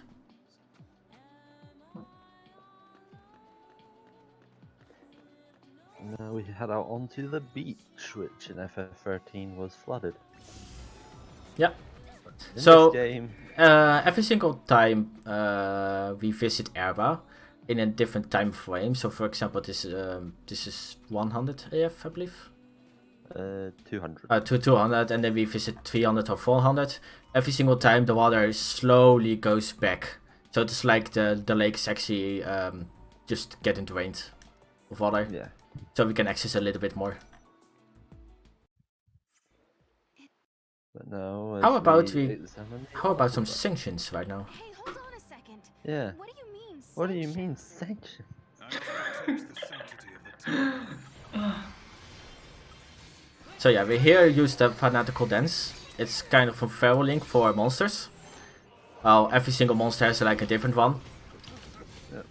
But what it does is like it's their special, and what the Gohungus does is like provide us with a lot of buffs, and it's pretty nice. Yeah, we get Yeah, that's Protect, the Shell, same. Bravery, Faith, Vigilance, and Veil. Yeah, I mean, if he gave you haste, that would be like wow. Yeah, if he gave us haste, it would be amazing. That would be wow. But no, the game is not that generous in that. Yeah, unfortunately, haste is very inaccessible in this game. You get it from preamps. Yeah, and there's I think only a few monsters that generally give it. Yeah. Yeah, There's a this few is, monsters that have like auto haste or critical Yeah. haste. Also, this is an unskippable cutscene, so this will go on for a good 1.5 minutes. exactly. I always run all the way to the kitchen and get a banana because I'm hungry. Yeah, it's a good moment to do either a quick toilet break, get something to drink, Yeah, exactly. That's basically the moment where I start running all over. go to the store, buy something else. Exactly. But yeah, we just fought Gaius. That is the main antagonist of this game, and he wants to destroy time itself to save that girl from dying over and over again. Very uwu. If you change Yeah, this is the first major introduction to Yule. Yule is the Cirrus. Yeah, What so the Cirrus is a girl who sees the future. yeah, because she has like the eyes of the goddess Atro. It is kind of already hinted in, well, or at least the name dropped in 13 itself if you get dialogue and all the optional stuff. But here they expanded really the background and the purpose of her. It was really vaguely hinted in 13 of what she was and what she does. But yeah, they went away, they dropped an artifact. Then we get some dialogue options, and of course we want to sell this. Yeah. How much would the artifact sell for? Sadly, Doesn't matter, we just like pressing it. sadly we never got an answer on that. So yeah, the Chocobo came here. We're going to get here an additional Graviton core, because it is only on the PlayStation Chocobo can reach. So we will get that and then we continue. You didn't force an encounter. Isn't that risky or? You force an encounter just before the gate. Okay. But they are all passive, it's not like aggressive here. Yeah.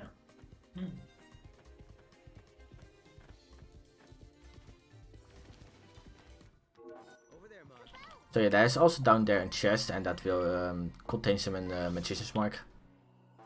So we will grab that. You can we will equip it later, like on Sarah. Get some extra magic out of her. But if she becomes useless in general, and there's a few occasions I never had enough money at the end of the run, I just sell the magician's marks. Yeah. Yeah, we do things different. Yeah, no, it's like if selling the magician's marks is just a real backup. It's like I just use it as a backup. If I cannot sell anything else, I will just do that. The equipper, an equipper. So it. Yeah. But in general, we just use it on Sarah. It was done. Yeah, area is done, and we're going to now. Rewards. We're now going to like Justice again, but this is an alternate timeline. Yeah. So we fixed a few paradoxes in the other timelines, and because of that, the paradox in Yasha's, so the eclipse, actually never happened. And Hope doesn't remember us that we went there, so it's two different timelines. Yeah. And you need to see. 010. Yeah, so you need to see if it is like with an X, it is the fixed future and the more future that actually goes on, I believe. Yeah. I guess the paradox were interesting enough. Yeah.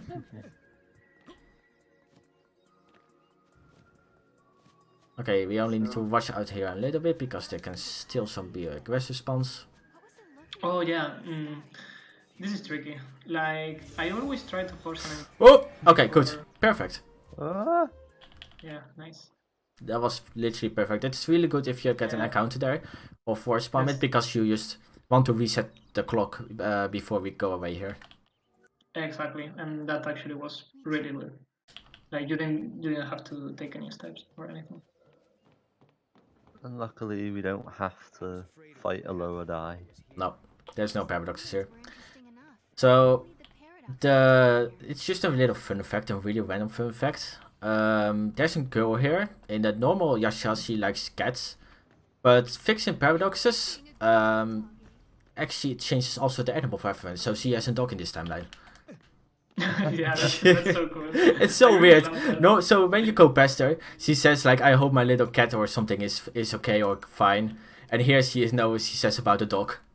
Yeah, exactly. That's so cool. In the other timeline, it says, "I hope my baby is okay." I believe she still says it here, because you don't know what it is, but she mentions cat or dog in a few lines. Yeah, she does. We should try asking some of the people around here.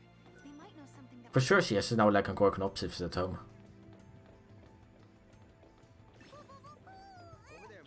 We've re-met Hope in this game. Time to grab ourselves an artifact. Yeah, Mog. Yeah, I hate Mog. I just hate Mog. I understand that. No, it really depends also on your camera position on what cat review first. Yeah. But yeah, I just grabbed the chest then anyway because it contains some gil, so it's nice. See, yeah, basically you want Mog to follow you and use the spawn power or whatever the bubble is. Yeah. Yeah, so if you have your camera good aimed, it will always then review the artifact first. And then I just skip the chest, because it is not needed, but now I've accidentally reviewed the chest, so whatever, I just get the heal.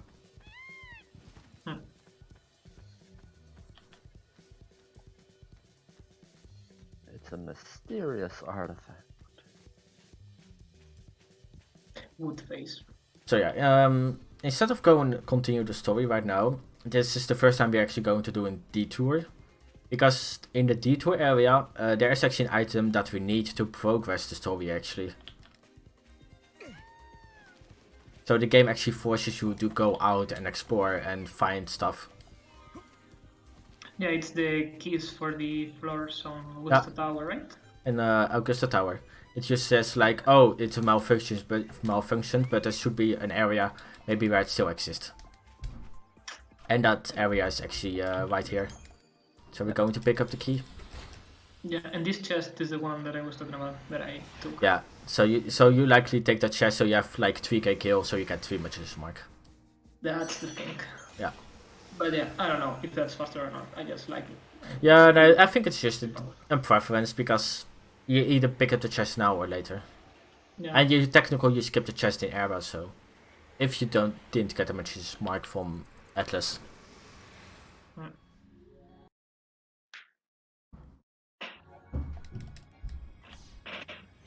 So yeah, this is like Augusta Tower or Hope's Tower or Press Buttons Tower. Oh yeah, this is so Resident Sleeper. Yes.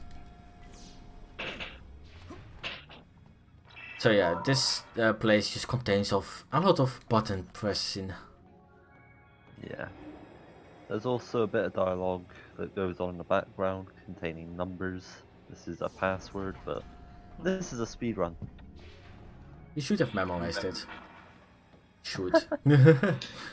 Well, what I do, it's really weird, but it's work for me to remember. Like here, you're using no, so the answer is the pink button on my PlayStation. So that's square. And basically, when you're using Sarah on the next section, you need the blue button. Like, and I associate blue with Noah and pink with Sarah, and it's so weird. I don't know how to explain it, but it works. Yeah, that's yeah, it's just like there are 2 occasions in this place. Well, on this place and another place that we need to press the right button to get the password. So it's for everybody is different on how they memorize it. Yeah. I just do the blue pink thing and that's it. I don't know. Well, this place is red, so you can also see it as pink, red. And the other one is blue, so... Yeah, I don't know. 14th floor of Augusta Tower.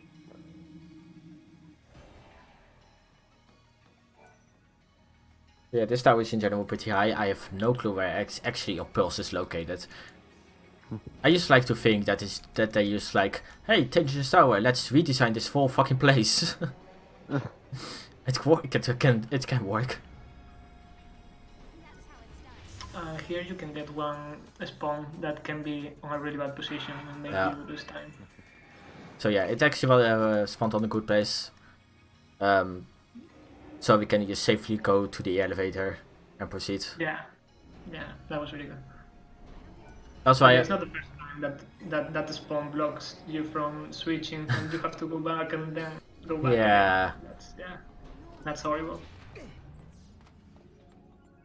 It feels really bad. This game has a lot of small things. Like I said, it's yeah, it has just really small inconvenient things if it happens on RNG, and in grand picture it can lose you quite some time then. Yeah, and basically you then see the splits that you got and you're like, why did I lose time here? Yeah, exactly. And it's because of those things.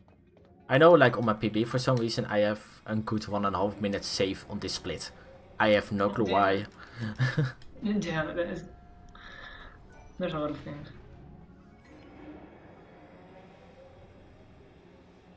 So we're now on the 15th floor. This is the final floor for Augusta 300, is it? Yeah, 300 AF.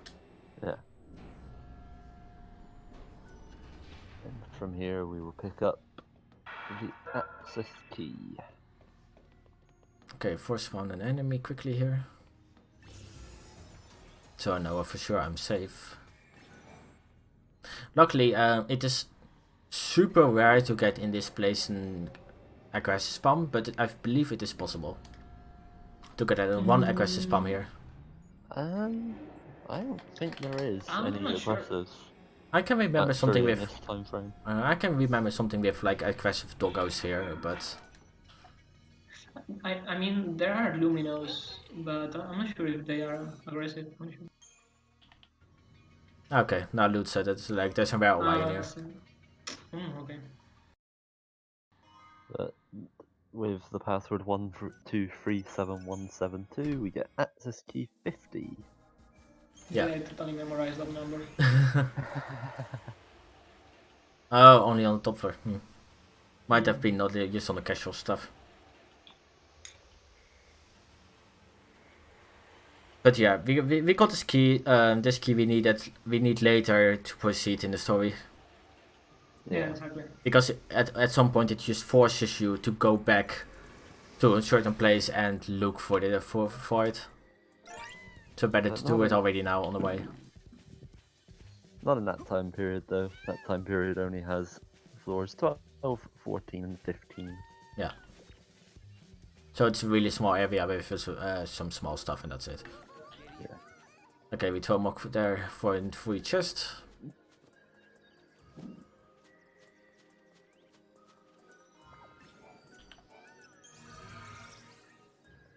And we proceed. And now our mysterious artifact turns into a restoration artifact.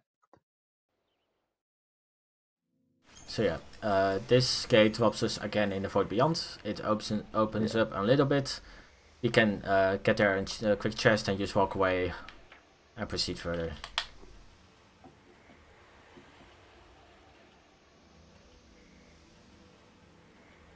Yeah, basically we're now going to the Void Beyond and we do nothing there.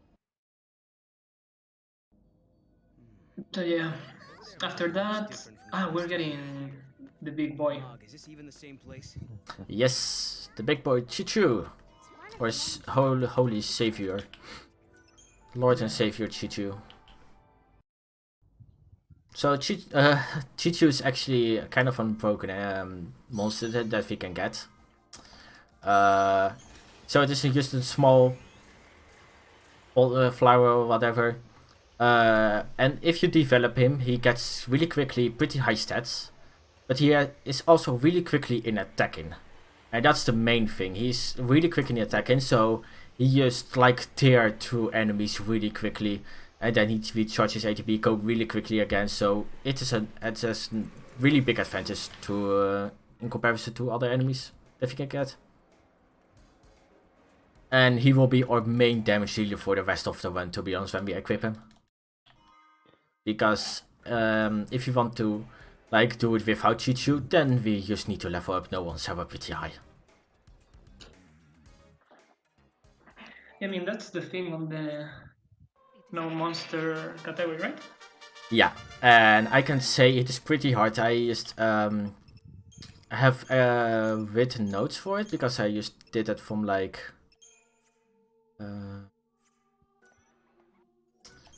Kenry's run in general, and I took that over and I went through it, and I can say the final bosses, especially Beach Caius, is hell.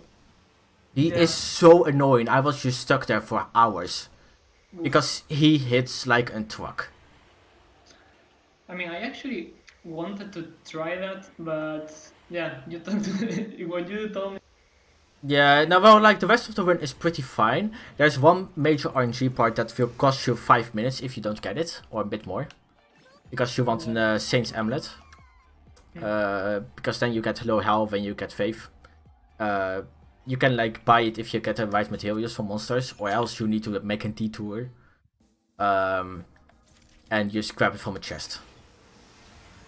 Yeah, because at first you're like, oh yeah, I don't. What did you But say? yeah, you actually rely on drops. So yeah, you rely on 2 specific drops, and if you don't get it, you cannot buy the amulet for. You cannot buy the amulet, and then you need to like make a detour that will cost you quick 5 to 7 minutes. I understand. But yeah, basically what we did on Serendipity was get an improvement Moogle throw, it's the name, and get Chichu with when returning to. Yeah, because with that ability, we can get a few monsters from certain places. Yeah. That we could not first get. Now we are in Academia 400 AF. The most annoying area of this game. Also a lot of rain. Yeah, a lot of rain, a lot of thief. Yeah. So This city Yeah. is run by a proto-Fal'Cie. Yeah. The proto-Fal'Cie project was something that was sort of brought upon by Hope and also Alyssa. Yeah, so they wanted to make Protofol C to make Cocoon float again, but the AI actually took over and killed him. Yeah. Powers. And they gave the proto-Fal'Cie the power to make the sea of men. I think that maybe So- was on an accident or something, because they literally accidentally created a full false sea instead of you have the ability to let it levitate or whatever. But for some reason, I'm not sure if it actually gives, for example, Pulse brands or Cocoon brands. We never see what kind of brand it Nope. gives. All we see is that it just turns people into... That guy must have been the gatekeeper, huh? Because these people have not had to deal with Seath in hundreds of years. For 400 years at least.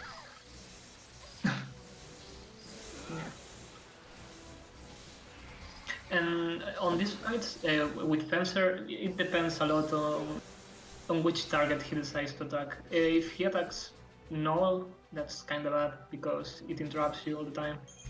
Yeah, But yeah, but it went pretty fine. see, yeah, that was really nice.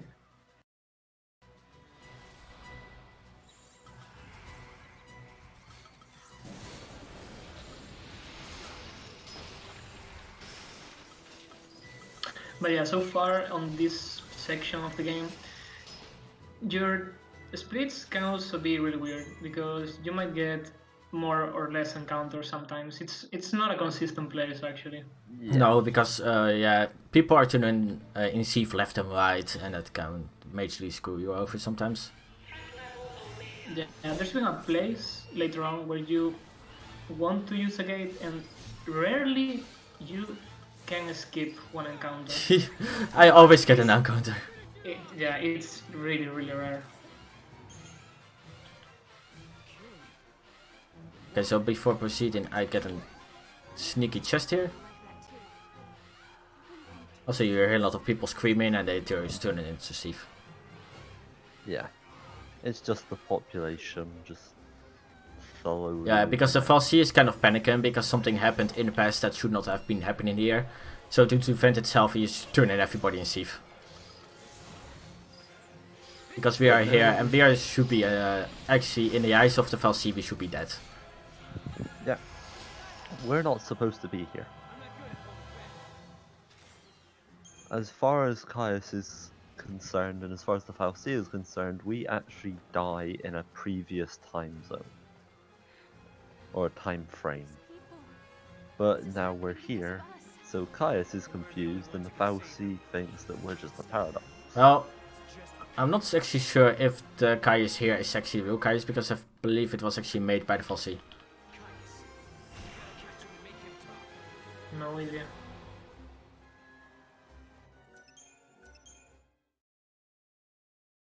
Yeah, this place is really hard to dodge. That Cocytus can behave. Yeah, so what we want to do is we can safely here retry. If you retry a few Seath will use despawn or change places. And then we really quickly want to just run here.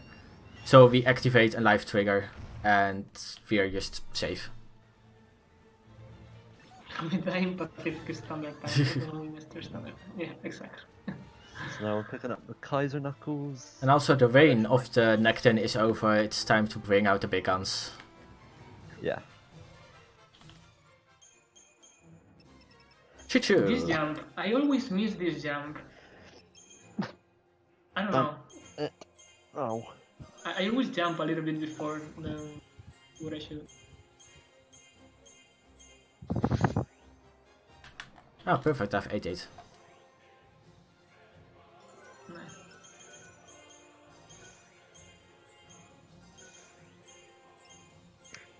Sometimes you might get 10-8 or 8-7 or 8-6, I mean.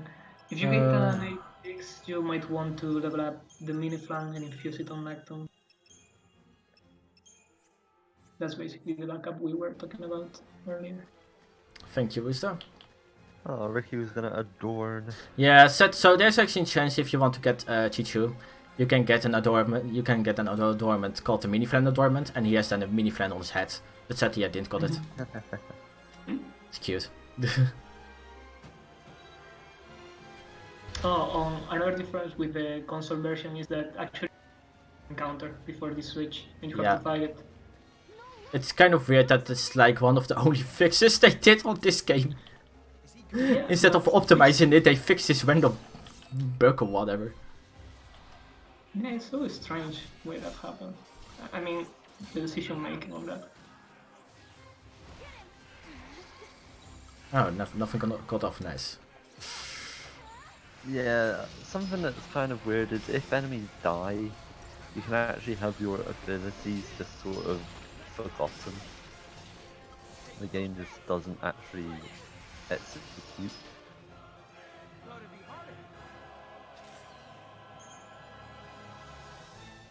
And now time to jump down an elevator. So, or an escalator. It some people does it, but you can actually take the path on the top of that and fight through the encounters. But you can also just jump down from here and just take the the safe zone or whatever.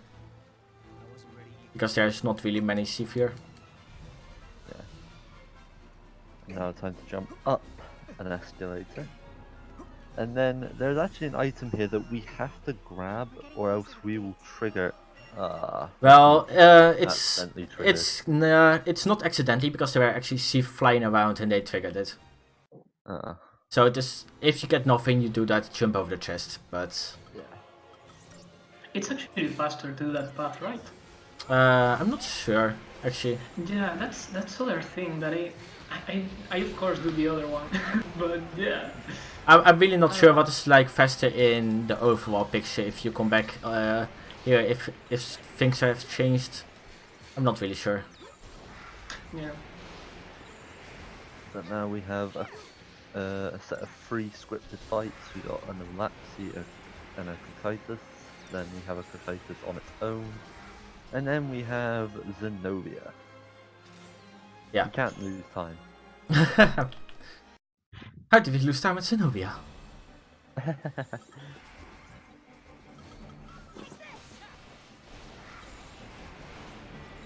So the fun fact about Zenobia is that it was actually supposed to be an enemy in 13. It actually appeared in 13, but when it spawned for the mission and you had to fight it, a few tomberries came and just killed it for you. So you had to fight the tomberries. So now this is take 2 for Zenobia. Oh, you never inflicted Isha, nice. Yeah. Whatever, it doesn't matter anymore. Where is Disha? Yeah, I think I was used too fast, I did not notice. But doesn't matter, it's still dead. Yeah, the previous better. So yeah. Zenobia. He goes in this defensive stance, and to get him out of there, we just need to get the tentacles slaughtered. Just gotta kill the Verbalify. Verbalify actually have a really interesting set of moves that they can do. Hey, Chichu, go. Thank you. They've got loads of different sort of elemental spells that they can do, a lot of different debuffs.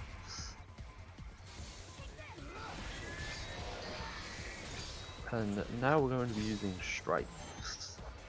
Although Null's magic spell is, or magic stat is higher, we use spells just, or the strikes, because they chain a lot faster. Yeah, because I believe his resistance is not so good on strikes in general.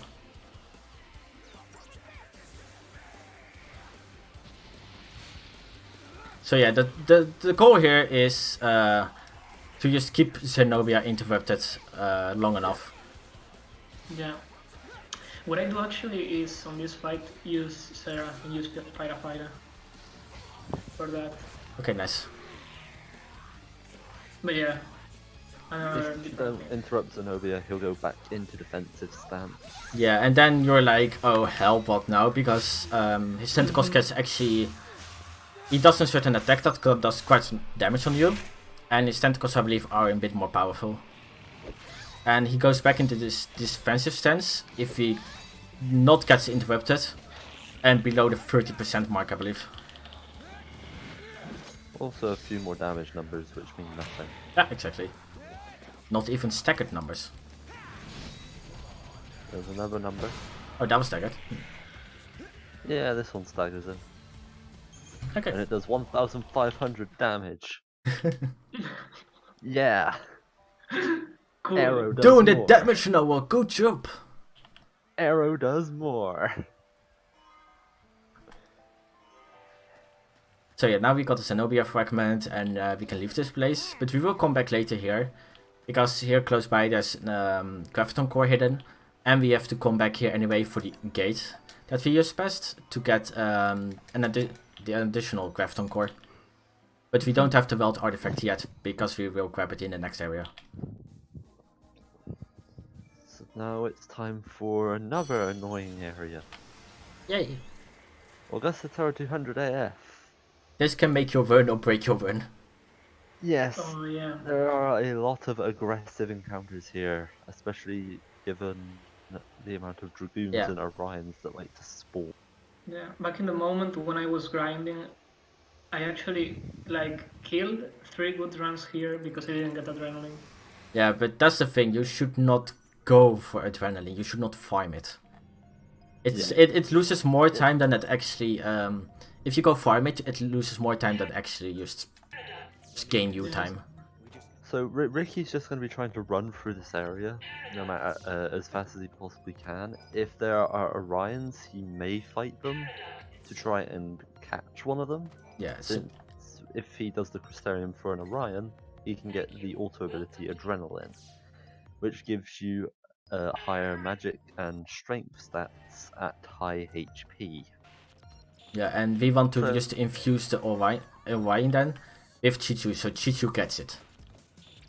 Yeah. Yeah, also it's a good combination with the Grimoire because you basically use potions that are buffed and it's easier to keep Chichu on the green state. Exactly. But also we want, though, it saves a lot of time if you get it, but we don't want to get it, like farm for it, because it loses just a lot of time if you just fight Orions and Dragons just left and right to get it. Yeah. Also, that was first try, nice.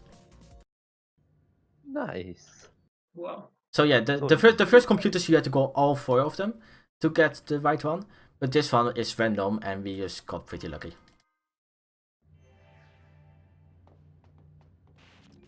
That never happened to me. Wow. And then you accidentally press the wrong button, so you have to do it again. Yeah. That happened.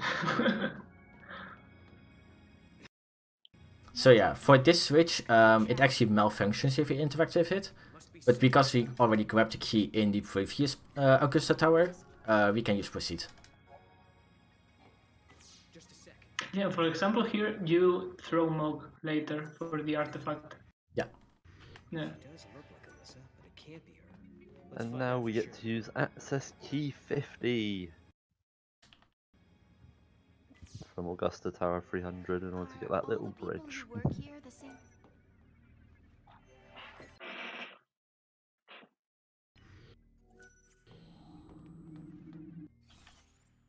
So yeah, we will level up Sarah here for the last time, get her Ravager roll all the way up, and then we will not touch her Aquaspherium ever again. Yeah. Because for her later, she will be in sacrifice to me. The sheep sacrifice. Yeah, exactly. I don't want to. Why do you give me an Iron Bengal? Take it out. And basically, on every fight here that we get, the strat is to get Faith on Sarah and spam Firafiraga. Yeah. Yeah. So all the things here just blow up because Sarah does a lot of damage. Chichu, this is like the only place Chichu is not super useful. It can of course help, but Sarah does the most amount of damage if we combo for it.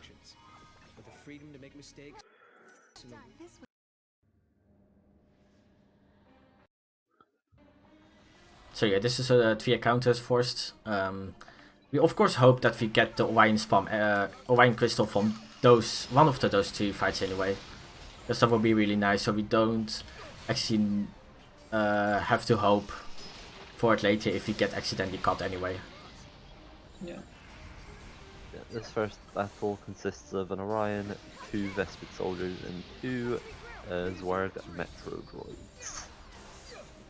And after this we will have a Orion and a whole bunch of Vespid soldiers. My favorite. Also, for some reason, this loading screen is really long. Yeah. It's not like the game broke, it's just... you really just need to wait. Yeah, the first time I was like... Just give the game a bit.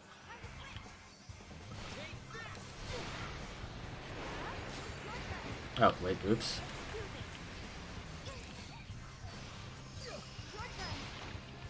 That didn't go as planned.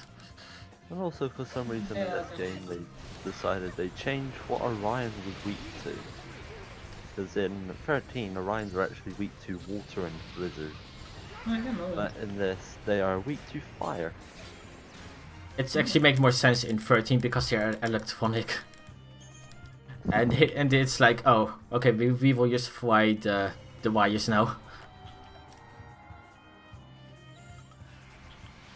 And then we got 4 Metro droids and an Orion, which is easier than the other 2 encounters.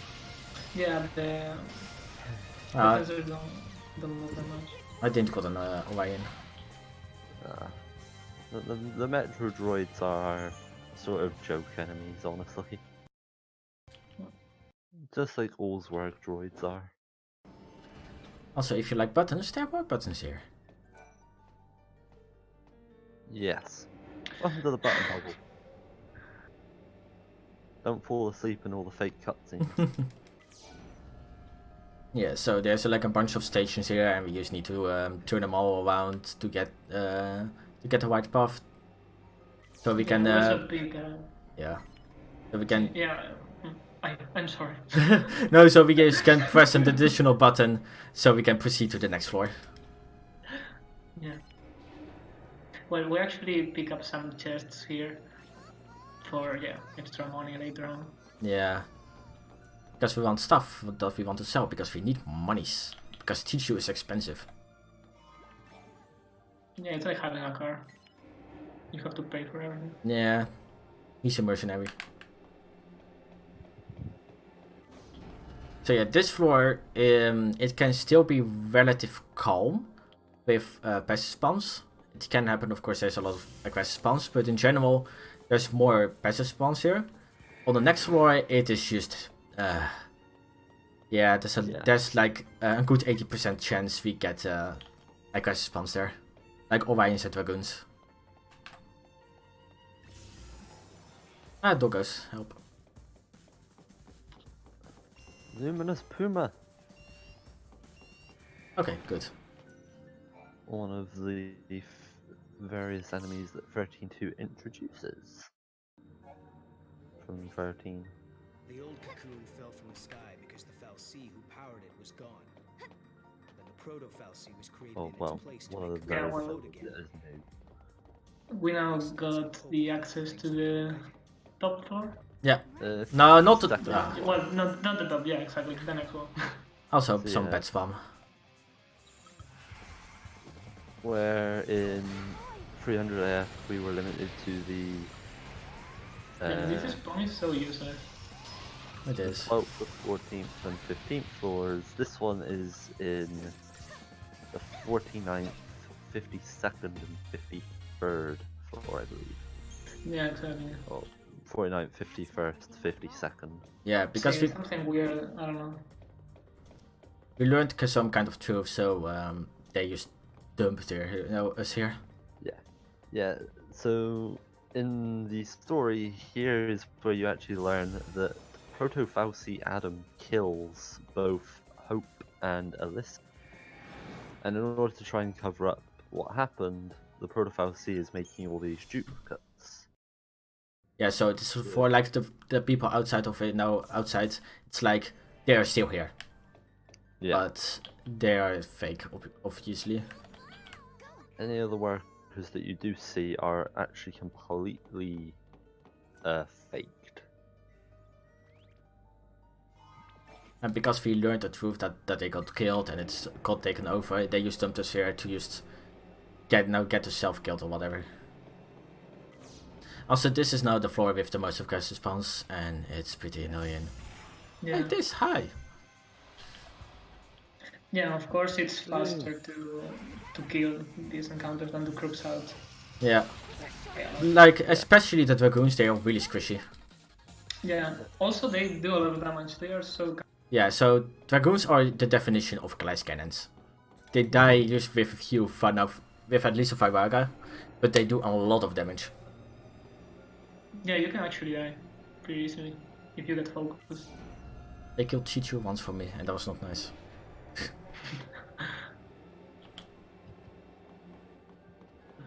At Peter.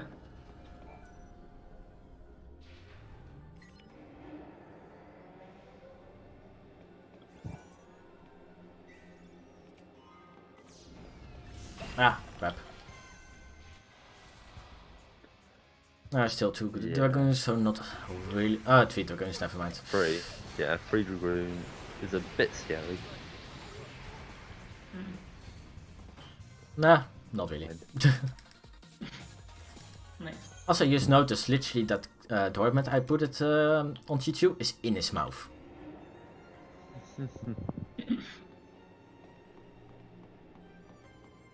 He ate it. Yeah, he has a heart now. He used ripped a heart out of something. This is not eating some jelly.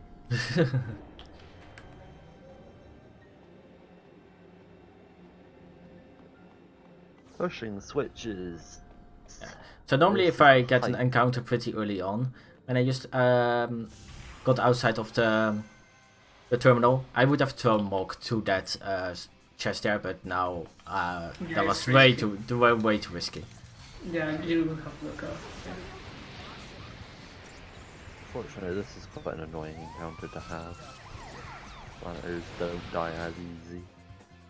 Oh, They there it is. also rescue each other. And still, no monster spawn. Not monster drop. Plenty of materials, but they're all mechanicals. Yeah. Okay, so I throw Mog just to get this chest. So for some money.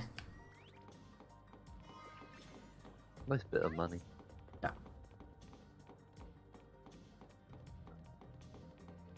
It is possible on this place to actually outrun them. Oh, a passive spawn.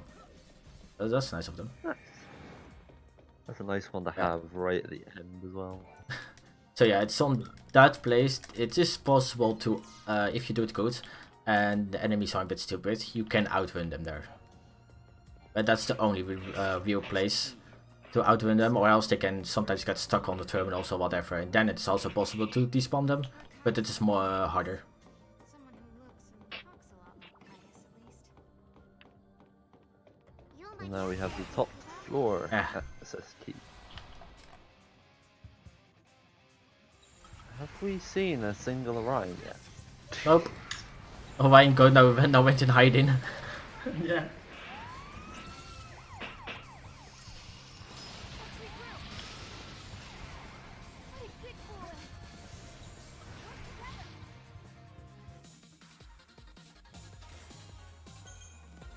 And still not a monster drop. I get a big feeling we don't get adrenaline.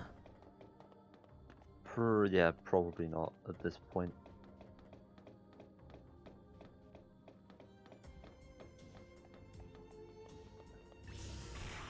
Unless you get like a 2 Orion fight and then you just get it. More dragoons! Nothing but dragoons! It's the Dragoon Day.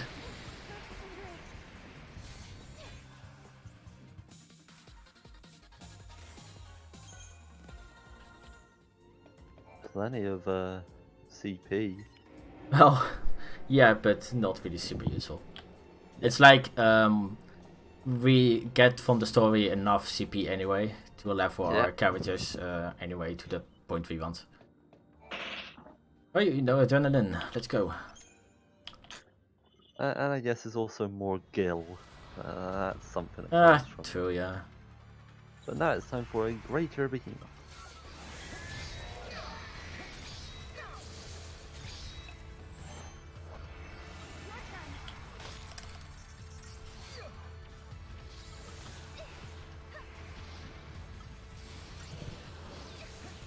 And again, as you can see, Good boy. died really quickly. Yeah, of course if it's adrenaline it's way easier, but in general we want to get the buffs quickly on Chi-Chu. So just like, if you have to go home guys, it always prioritizes first the main character, so that we are controlling with buffs. Then it goes to the second one, and then it goes to like the third one, so Chi-Chu. But of course we want Chi-Chu quickly buffed, so we just use the Feral Link there. Now, time for Proto-Fauci Adam. Yeah. Adam. Not Anima. Not Anima though. Not as cool as Anima.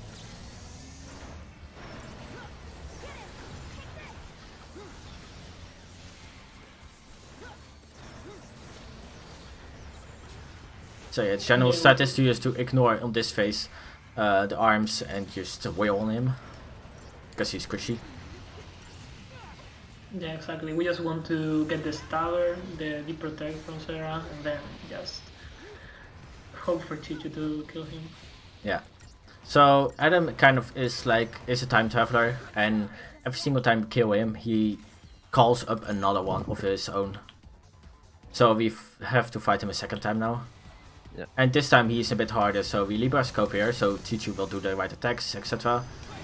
And this time we have to kill the arms, else we are more or less dead.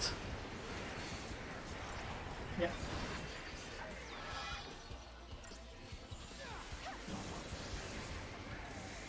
The manipulators get destroyed. Now you can see Adam quickly buffs his manipulators. So this helps us. Yeah. So it is possible if you're fast enough to that Adam actually skips his protecting phase, so we have an easier time landing the protect. And yeah, Chi-Chu got like earlier an ability, so he can steal actually buffs from enemies, so he can steal bravery, for example, so that greatly helps him. Yeah, there are certain abilities which are named Feeder and Chaser. Feeder means that it will take a buff from an enemy and sort of buff itself with that respective buff. Chaser means that it will do more damage against a certain debuff. So you can have stuff like Bravery Feeder, Faith Feeder, Protect Feeder, Shell Feed, and stuff like Shell Chaser, Detect Chaser, Imperil Chaser, etc. Yeah. I'm not sure how many Chi-Chu learns in the end, but in a run he learns, well, Bravery Feeder and Faith Feeder. Yeah.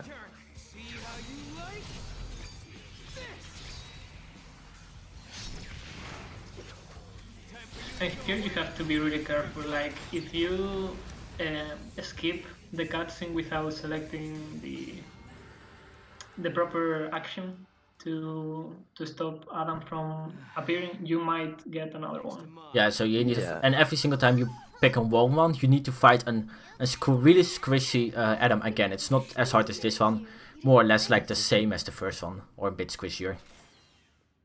Yeah. Yeah, you can just sort of keep fighting Adam if you really wish. I think all you really get is Phoenix dance.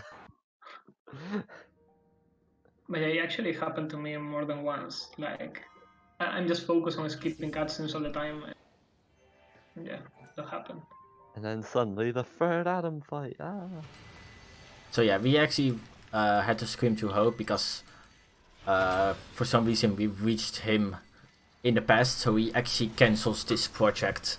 And because this project got cancelled, the Falsi never got made, and there was no reason anymore to appear.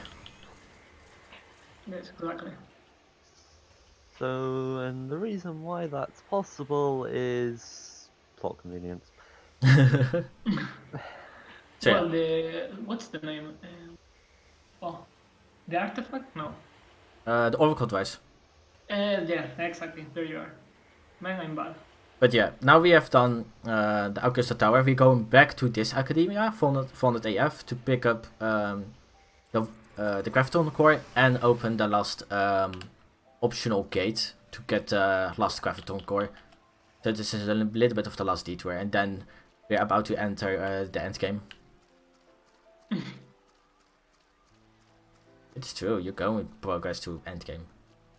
Yeah. And when you go to an optional area, you don't actually use like a mainstream artifact. You actually use something called a wild artifact, and they are limited in number. So Yeah, it's like all over the place. So this place or whatever.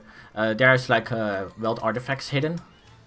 There's like you can buy actually one in Serendipity, and they can all be on the like different gates. So it's not like you can get some and then be locked out forever.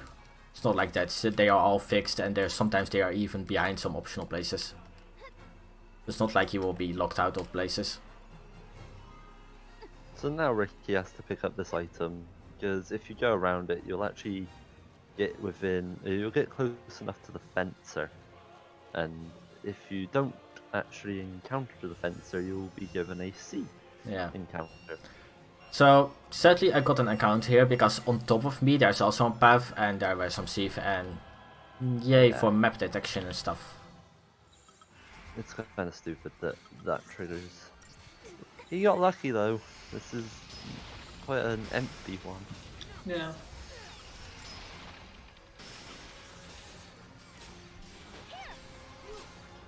Did it. Here.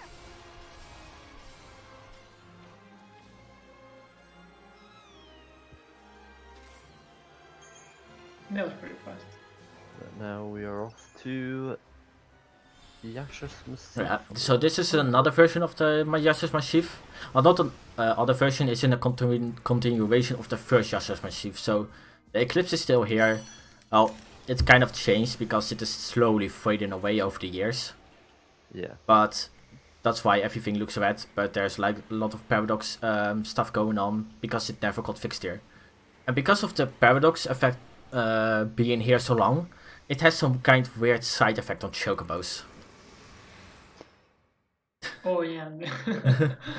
Wow, that choco is basically the reason why we got so many Gizar greens. Yeah, basically, instead of just taking one Gizar green, this red chocobo just takes Gizar greens all the time. Yeah, so it's like they got exposed to a paradox effect too long, and they turned into like a crazy chocobo, and they keep eating Gizar greens. Ricky, do you think you can ride this chocobo? Yes! Also had it, for some reason it has this awesome theme song. Just some nice walk on water. You're talking over it. But yeah, the thing is if you get more and more artifacts, the less frequently the crazy chocobo eats your Gizar greens. He means fragments. Fragments, sorry, fragments. Not artifacts, fragments. The artifact is not a fragment, is it? So yeah.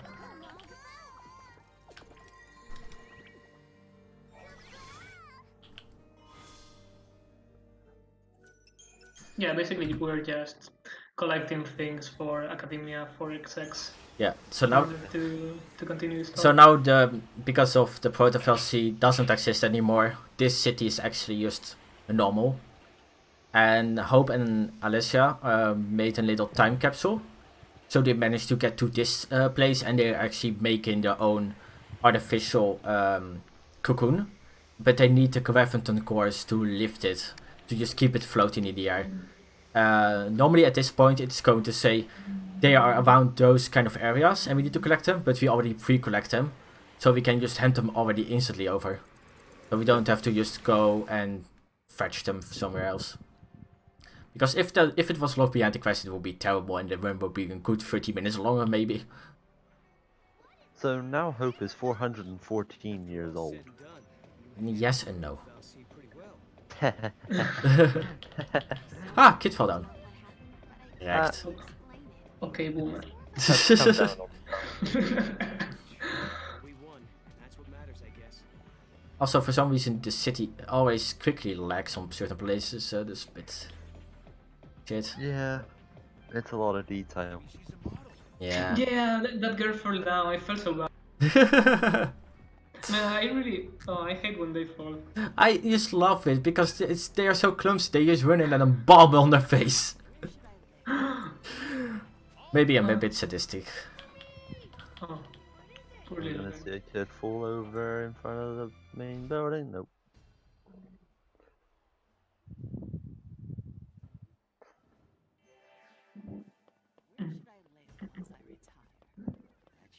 But yeah, this place consists of like few side quests. There's like this guy here that you can review, and he pops up all over the city and gives you really random facts and stuff, and you can get fragments from that, and it's super annoying.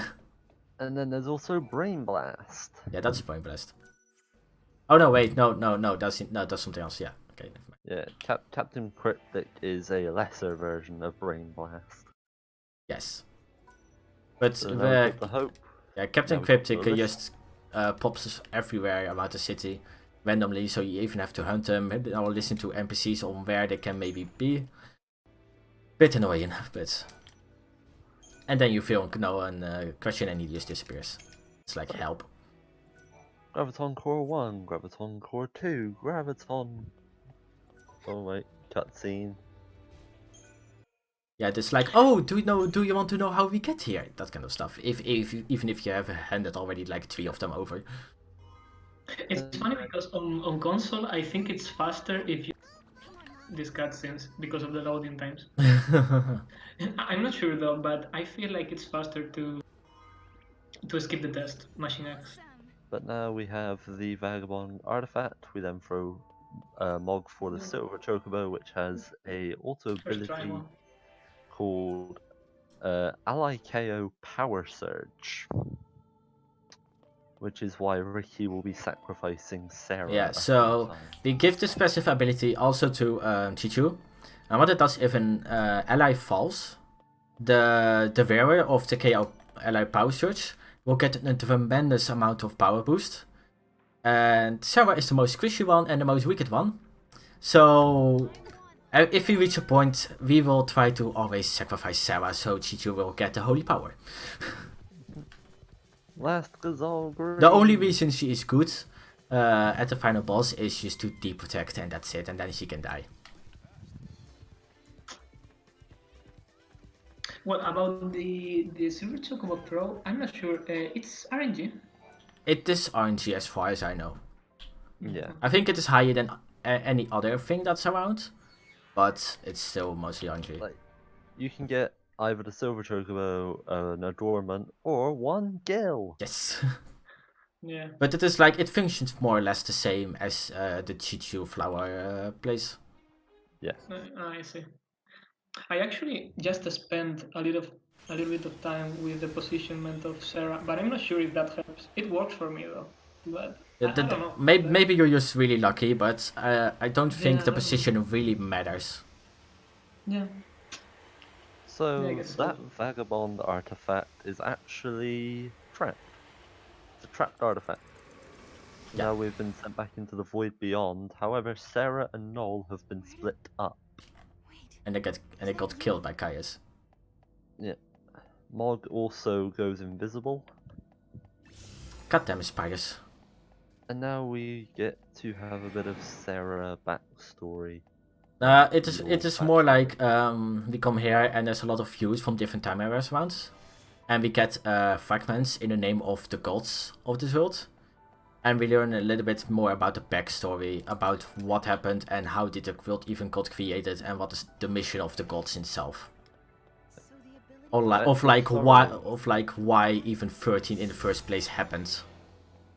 Pulse's resolution.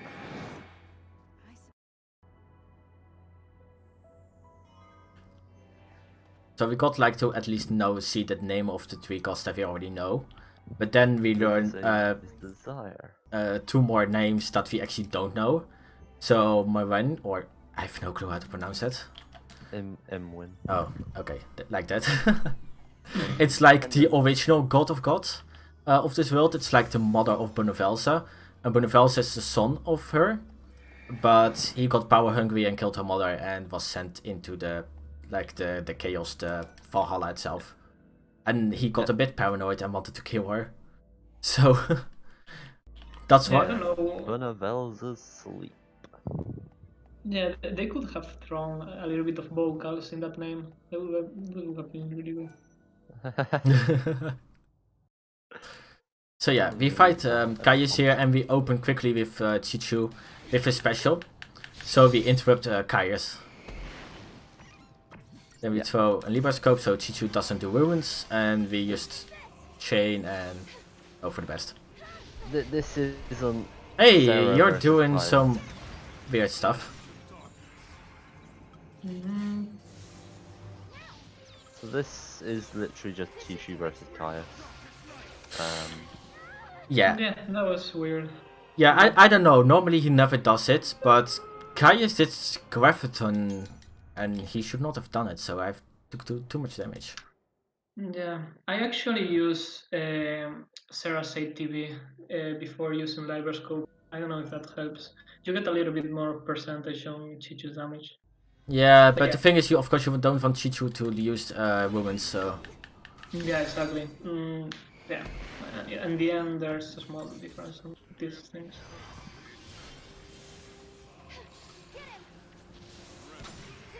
See, now he does chain break like normal. Yeah. It's not rare to die here, it's really easy. Chichu, come on! Thank you. Yeah, that's the bad thing on relying on the NPCs to do stuff for you. Yeah, so this is like one of the only fights you more or less want adrenaline, because you can actually skip a few attacks of Caius and be way more safer. Because here you just need to have an extra defend need to defend extra just because of the attacks. And Sarah is kind of squishy, so yeah.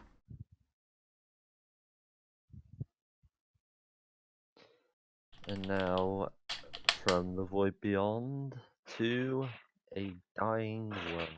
No, not yet. Well, not quite. So we got like kind of stabbed in the void beyond, and now we are in a dream world, back in New Bodom. Everything should be happy. Bodom, year unknown. Yeah, and everybody is here. Snow is here, and that kind of stuff. And if we really forget our purpose here, we just are trapped here forever. Yeah. But of course, we don't want that to happen. Also, for some reason, if you walk here, soon out, even if it is a stream world, there is Siva around. So I'm not sure what Sarah likes to dream about, but weird girl. But yeah, Lightning is here. She says, "Do you want to come with me? Do you stay here forever?" But we say no. And because of that, Vanille and Fang that are sleeping in Cocoon can actually reach us and lead us out of here. Yeah. And also, Sarah is wearing her civilian clothes, not her adventure clothes. Yeah. For some reason, we can never equip it actually as a costume. Yeah. We can equip her various outfits, even beachwear outfit for some reason, and not Noel. But yeah, she cannot wear this. Only on displays. Noel's beachwear? Why would your mom stay here forever? I don't see anyone. Who knows? But I'm not alone. I mean, the music is really good. I really love this tune. I would stay there for a while. You can also just go to the main menu. Yeah. I guess. Yeah. So Where's the gate? and also in a stream world, the meteor never landed, so this area looks a lot more normal. But yeah, hi Vanille. Hello, totally vanilla in the Dream world. fog there. But yeah, Vanille called us, and Fang is in the cutscene also there to save us, but we never see her. Yeah, it's the See. first time that Sarah meets Fang, so they have to have an introduction. Yeah. And now we go to a dying world. We go to Noel's dream world. Well, yeah, it's like, why the fuck does Noel even dream about this? But this is the only place he knows about. Just like the end of time, he was the last human. He's the last person to be born. Yeah, and this place in the time that Cocoon actually fell down, and there was no single protection to just reduce the damage, so everything got like until the crystal dust, and all life nearly got wiped out because of the blast.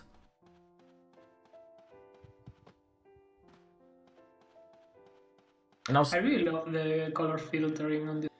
Yeah, I kind of still find it weird, the color filter in here. But I don't know why, but it's like there's like so much dust or whatever in the sky that it just turning wet, but yeah, it's kind of weird and gives you kind of a creepy feeling.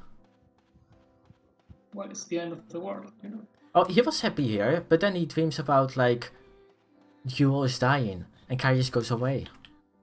Why is this his dream? Yeah, Kai disappears and you ends up. Well, Jewel was dying and Kai just got kind of pissed, and he actually wants to kill the goddess, so he went away and tried to kill the Etro, or make a plan to just get Etro killed. Yeah, Noel wanted to go to Valhalla just to try and kill Etro. But Kai is more or less plotting in general that someone kills him because he has the Heart of Chaos, aka the Heart of Etro itself. But he cannot kill himself.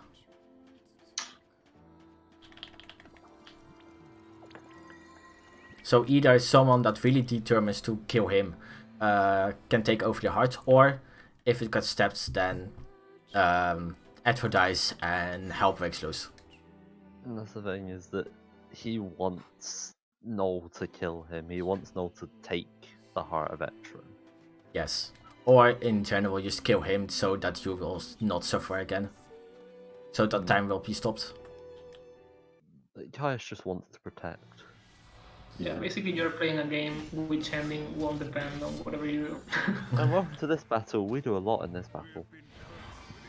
Yeah, so back in Augusta 200, we leveled up Sarah, but not Noel. This is the reason why we're not leveling up Noel, because he needs to die quickly. Yep.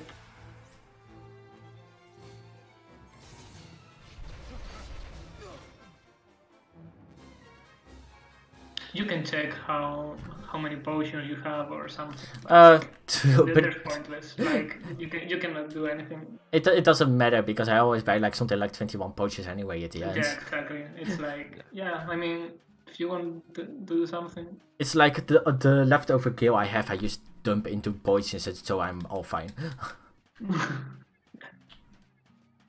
Also, sorry for the spoilers. Don't watch the speedrun.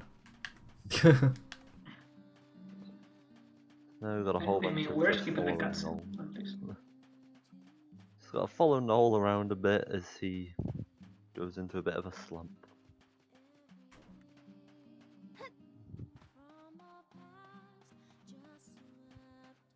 Firstly, a chest!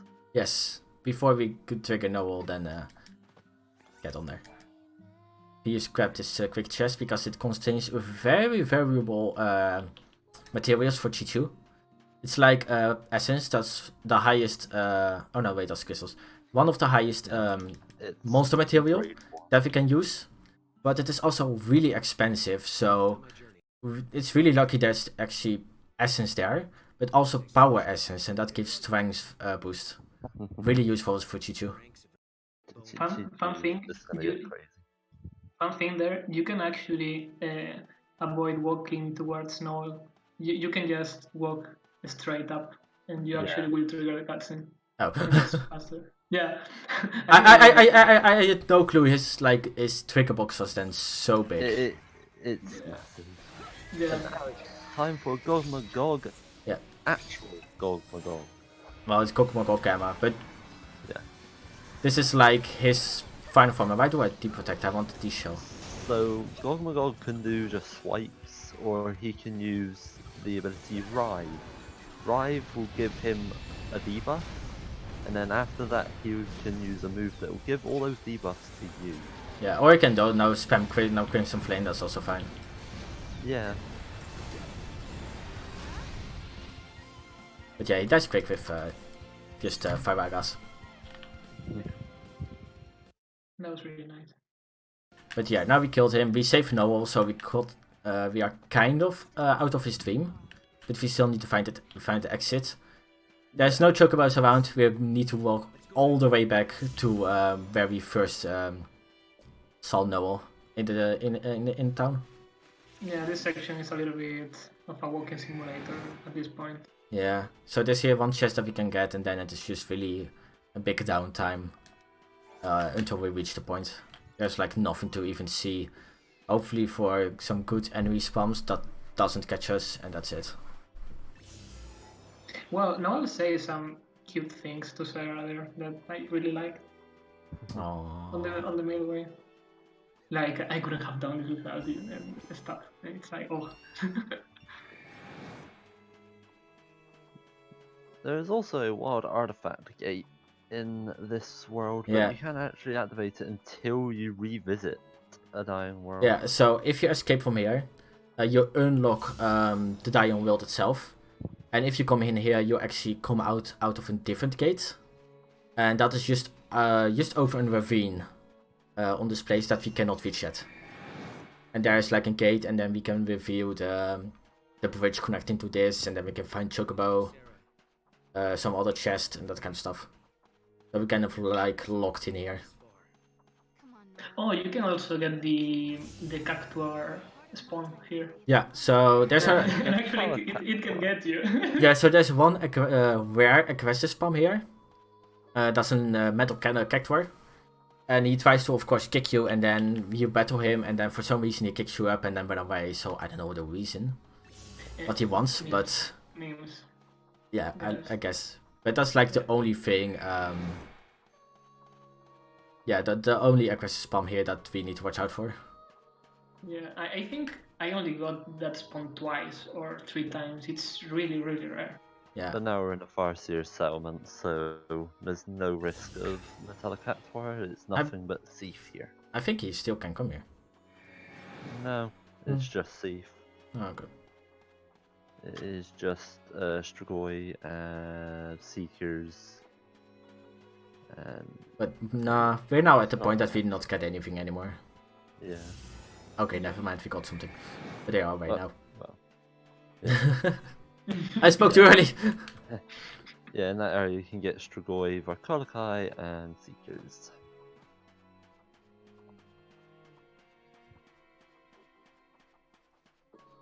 But now we're coming back up to the shrine And where Mog appears. yes, because he actually lost Mog too, but for some reason we still could use his weapon. He was kind of invisible. Yeah. But yeah, he managed to get out, and a gate appeared for us. So we can move a little bit further, and now we're going to the same time period, but we are going to New Bodom. Yeah. So New Bodom 700. Yeah, and this is like the closest settlement to where Cocoon was. So you can actually see Cocoon just all crumbled down on the ground.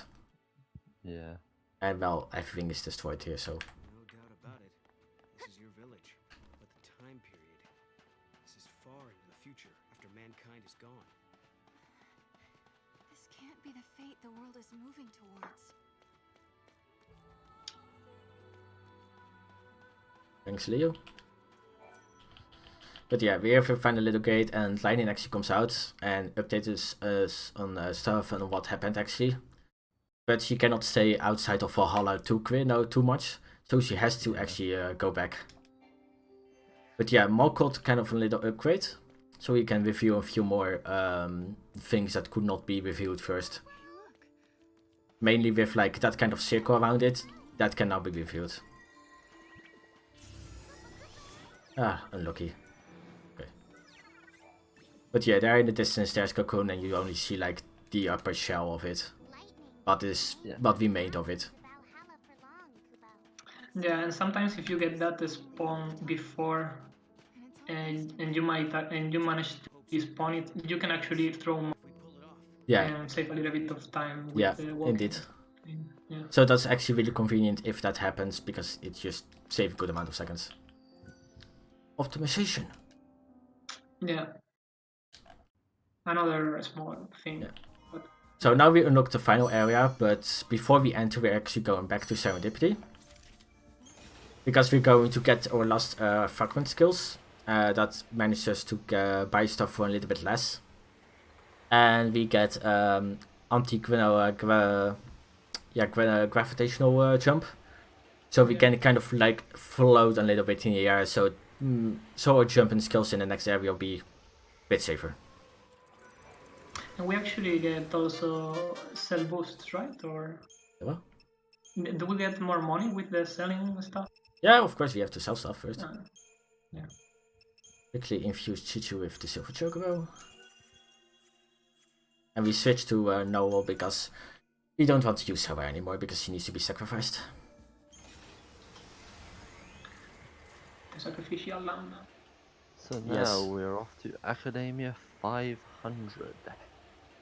Yeah, so this is just before the launch of the new cocoon, and chaos is kind of leaking outside of Valhalla, so it's the city's getting really disordered and yeah, floating blocks and stuff.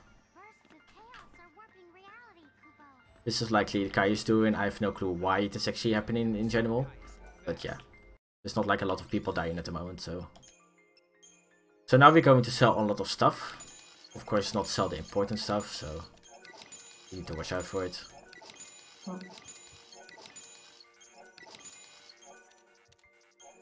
Sell things. Not sell the orbs.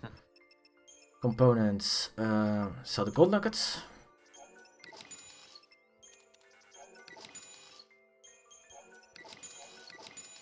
Sell the accessories. Extract the Grimoire head because we want, of course, to buff the potions.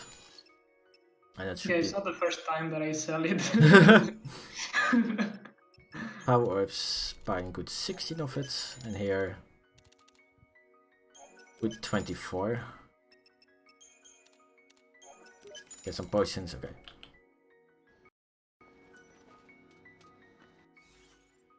Now we're going to level up Noah for the last time. So we want to level up Noah's Sentinel at the moment because he's quite squishy at the moment, and for the final enemies and bosses we want his HP up in general and his defense skills because the final boss has a few attacks that can insta-kill him, and we don't want to let that happen, of course. So we're going to level up him all the way to 40 so he gets the ability Breathe. And if his health is at least in yellow, he with an actually dying attack, he cannot get be killed and gets to like 1 HP. Yeah, it's so convenient for moves like Dying Sun. Yes. But likely I don't think I will see Dying Sun or something because I don't have any adrenaline. Yeah, it should be fine. So we left up Chichu and we soon going to fight 2 bosses with each other, and we hope for a good drop. And the materials they drop, they can be sold for pretty high, so we can get the remaining 21 power essence, so we can get Chichu to the next stage. So he has 6 ATB and more attack power. Then we give him crystals and he gets even more power in general, and then he will be in powerhouse. Oh, he already is, but still. So with Academia 500 AF, it's actually a platforming puzzle. The sort of what's going on with Academia is it's just completely breaking down. It's just deteriorating into small little fragments. So it's sort of a race to get to the main Academy building, where they will be trying to launch their arc. Yeah, you don't want to miss any cycle of the platforms because, well, you lose time, of course. Yeah, you have to be quick actually. So yeah, those are the two Pacos. One is ice, one is fire. And we need to use the right element, of course, to nicely stack him. Sarah, in the meantime, will debuff it. So Chichu can wheel a little bit on it. And let's hope Sarah will die nicely. Yeah. Okay, she will die. Goodbye. It's looking really good. I don't think CSD protected the other one, but... I think it does. I think it does. Also, I forgot to well- like equip the Grims on my head, so... Also, I did not. Nah, yeah, you're fine. Sadly, Chichu doesn't have That was adrenaline, close. so likely he will do a split attack soon. Yeah, so when you kill one of the Pacos twins, after a certain amount of time they'll start to do split. Now, during split it won't attack, however, it will after a while get its brother back or sister. Or... Yeah, that was really bad because he was still pretty high. I blame Sarah for this. Do not deprotect. However, they will actually share a bit of the HP, so it's a weakened version. But Yeah, here we're seeing the problem of not having adrenaline. Yeah, this is bad. Yeah. Well, it's alright. We'll get through. and also in the background you'll hear Yule speaking. Cheating. By the way, Noel doesn't have like, I don't know the name, Ice Strike or something like that, right? Frost Strike. Frost Strike. Oh, how many Frost. Scarlet Eyes got I actually got it, didn't see? Two. You got two. Oh, okay, fine. Yeah, you good. That gives you the But yeah, amethyst and the something I light. should quickly change actually. Yes.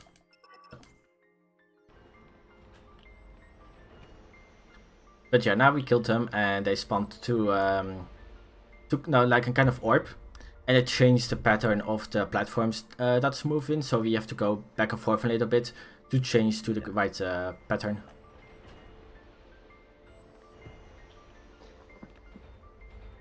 But now all we are trying to do is progress Yeah. to the academy building. So we have one small fight soon in between, and then it is final boss time. Yeah, exactly. So give it good 15 minutes or something. Yeah, you're on a good pace. Yeah, but I'm behind, so yeah. Well, I mean, it's a good run for a marathon. Yeah, that's true. Yeah. Luckily, I was not too long out, like too long stuck on Nectans, and the birds had really good RNG, so that was nice. Yeah. So that helped a ton. And I didn't die, so that's fine.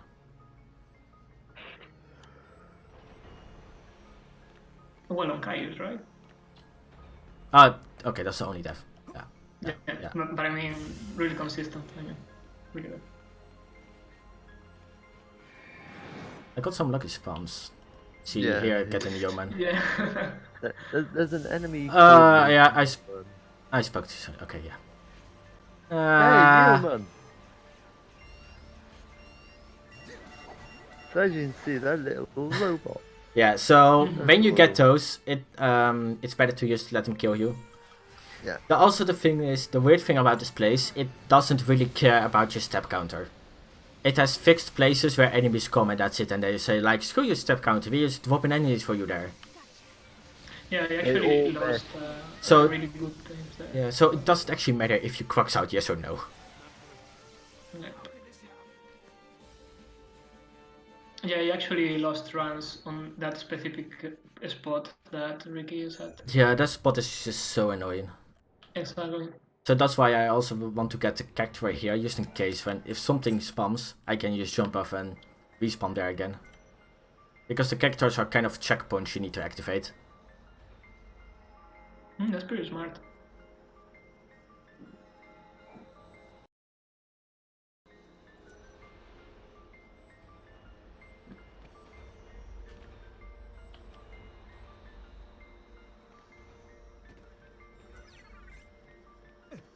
Let's see if I get this cycle.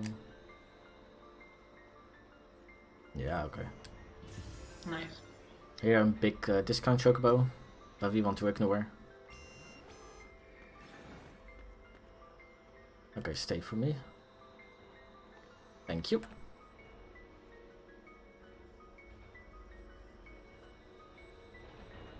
Yeah, if you lose that that piece cycle, you actually lose a lot of time. You have to wait for all the spinning to happen. Okay, that's really bad. So the thing is, Oh. if you want to jump on the right place, so enemies who doesn't spawn there, so you can safely wait for the platform to be open for you. Yeah, basically this shows how fragile your run can be with a bad Academia 500. Yeah. I mean, you can have a really good run here pretty soon. Yeah, those yeomen can really easily kill or just lose you a lot of time. Yeah. So yeah, I'm gonna just stand still here so nothing will actually spawn and just wait until the platform is there so I can just safely go on there.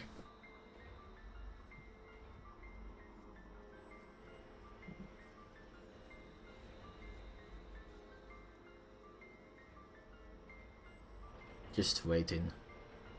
Slowly waiting.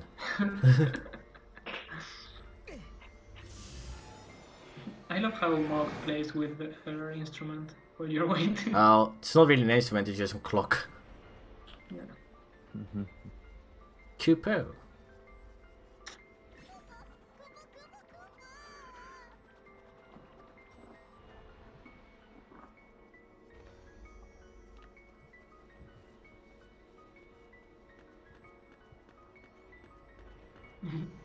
Yeah. Okay, so this is a big discount chocobo and we want to kill him fast. He can kill us, it's not really big of a problem, but of course bad if we kill him. Apkalu, the super-sized Sahagin. That is actually watery. So he does power blitz and then he does some rush attack and that insta kills just allies.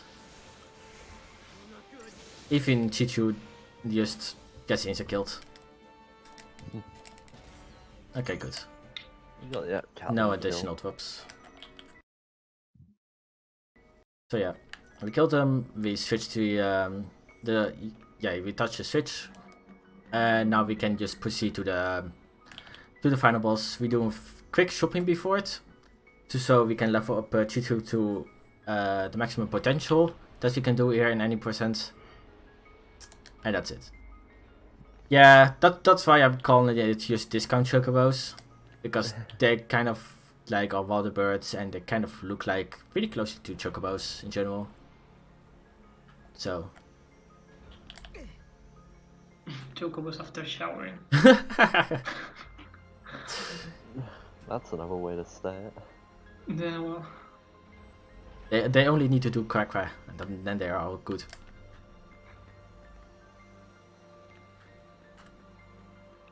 Wow, that was insane. Bad. So yeah, this is the last encounter.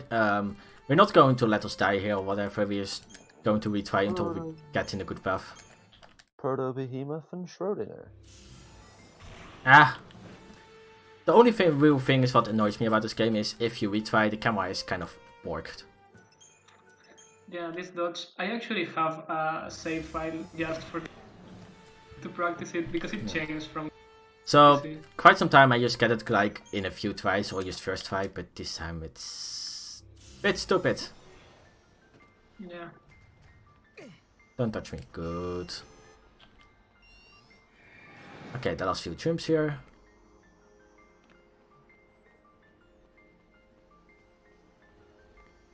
And then we are all in technical all safe. There. So we're now at the end of the labyrinth. The final shot of the run. I'm missing one. God damn it. Oh, silent message marks.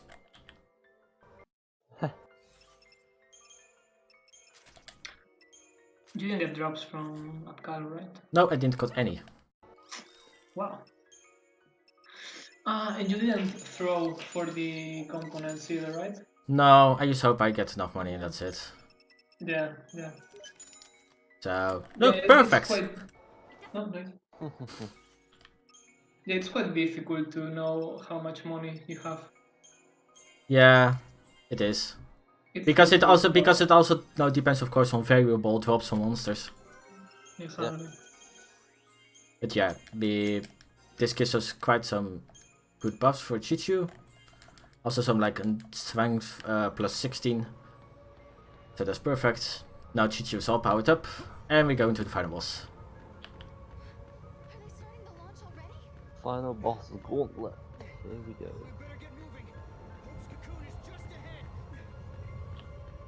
Nice. I really love seeing these fights. I don't know, they're so cool to watch.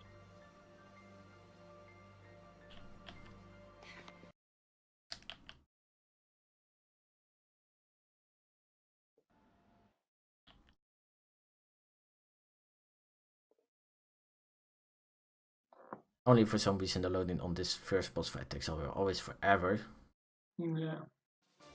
On the first fight, Okay. we're gonna wait for 2 slaps from the Bahamut to change to Malevolence. Yeah. Because basically that will kill Gaungas otherwise. Remember that Gaungas is just a level 4 or something like that. Yeah, the Gohongas is quite squishy because we never really leveled it.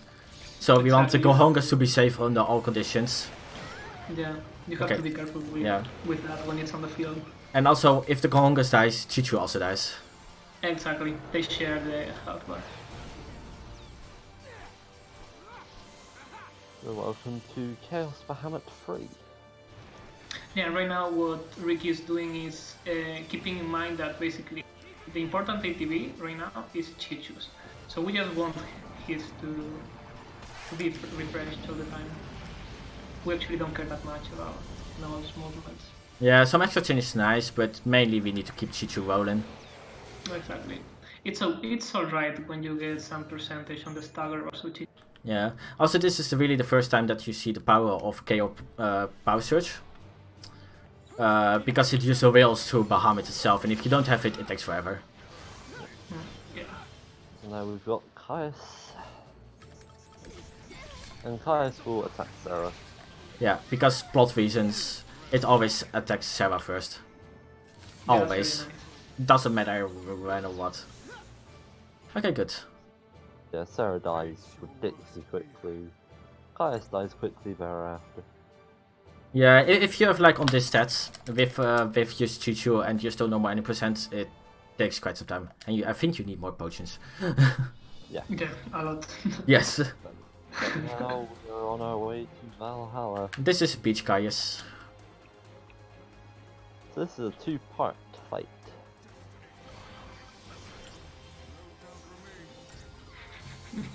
So we of course want to have Sarah also that die in here. So what I do is just let Sarah provoke, and then switch so Sarah gets the most damage out of it and gets targeted. Exactly. So Chichu gets of course good power, and he attacks Chichu. Bad boy. No, you're a bad boy. Yeah, sometimes when Caius doesn't go for attacks and just spells, weird things happen here. And basically, he just switched targets. That's Now quite time for second part of the chaos fight.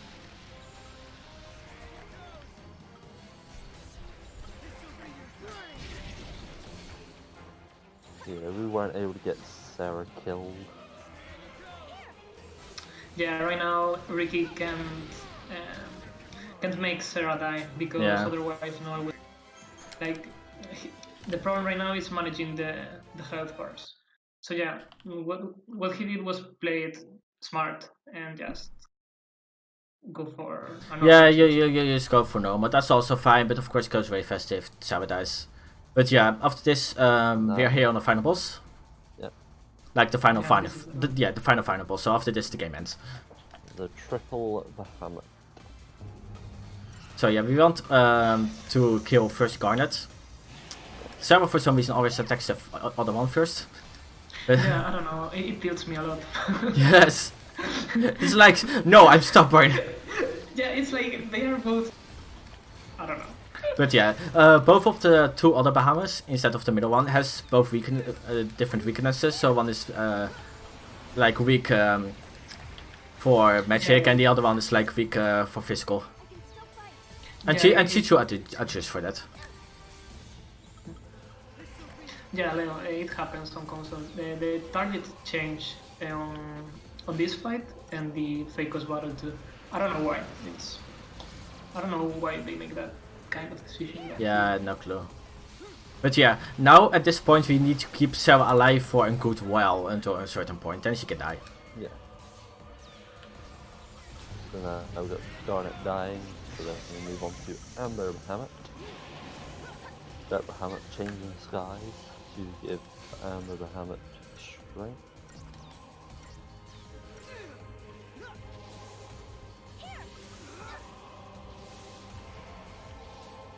Yeah, basically that's the same thing. But the character which is like taking the lead of the battle is Chichu. We're just focusing on him. Yeah. Slightly. Chichu of course does the most damage because if you see, we barely do any damage. Yeah, exactly. And Chichu just does some megaton. And now with Amber Bahamut down, we now fight Jet Bahamut, and Yeah. we're going to immediately Unicorn Horn to get rid of the debuffs that are inflicted. Since it's Curse, Poison and Slide. Yeah, we picked up the unicorn earlier in the run. I never actually mentioned it, but it removes like all your debuffs that you have. See, yeah, exactly. It's a really good item. Right, It's playing. actually really OP. Still needs to kind of keep. You still needs to keep Sarah alive just so she Now she can die. And now she can die. Yeah. Yeah.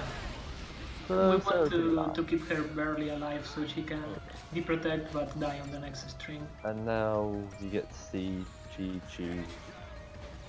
eat Jet Bahamut. Yeah, basically this is pretty free right now. Root Ray. Ooh, the bus will run out. Oops. Okay, he's dead. Nice. Really clean. Time. Nice. GG. Nice. GG, Rick. That was really, really good. That was a decent one. Sub 3 hours. That was really good. Yeah.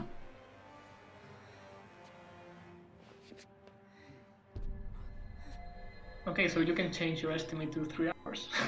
Well, in all honesty, I've not now set my own estimate. Oh. I think Leo did that. And I think you kind of overestimated. Oh, okay. Well done, Leo. It's all fine, but still. Yeah, yeah. It can happen, of course, that some things really go wrong. But that's like the totally. most extreme version that things go wrong in just like Necton or Bird Luck. Yeah. I mean, if you got that 8th try Gaungas, it would be 3 hours, 5 minutes. So yeah. Yeah, The for example. estimate is really accurate, actually. But yeah, there was Final Fantasy 13 too. Hope you all enjoyed watching it. Sarah's dead, by the way. Yeah, I thought, yeah.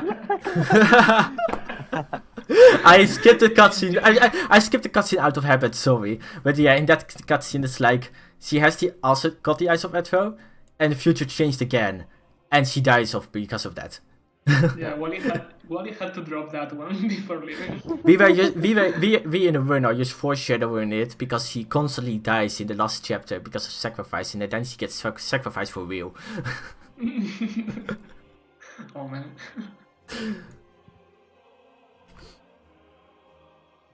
But yeah, everybody, thanks for watching. That was Final Fantasy 13 too. Yes. Yeah, really good. And the finale for the Themeathon Final Fantasy Marathon. Yeah, that's actually true. So the best thing we can do now is hand it over to the people who made this thing. Yes.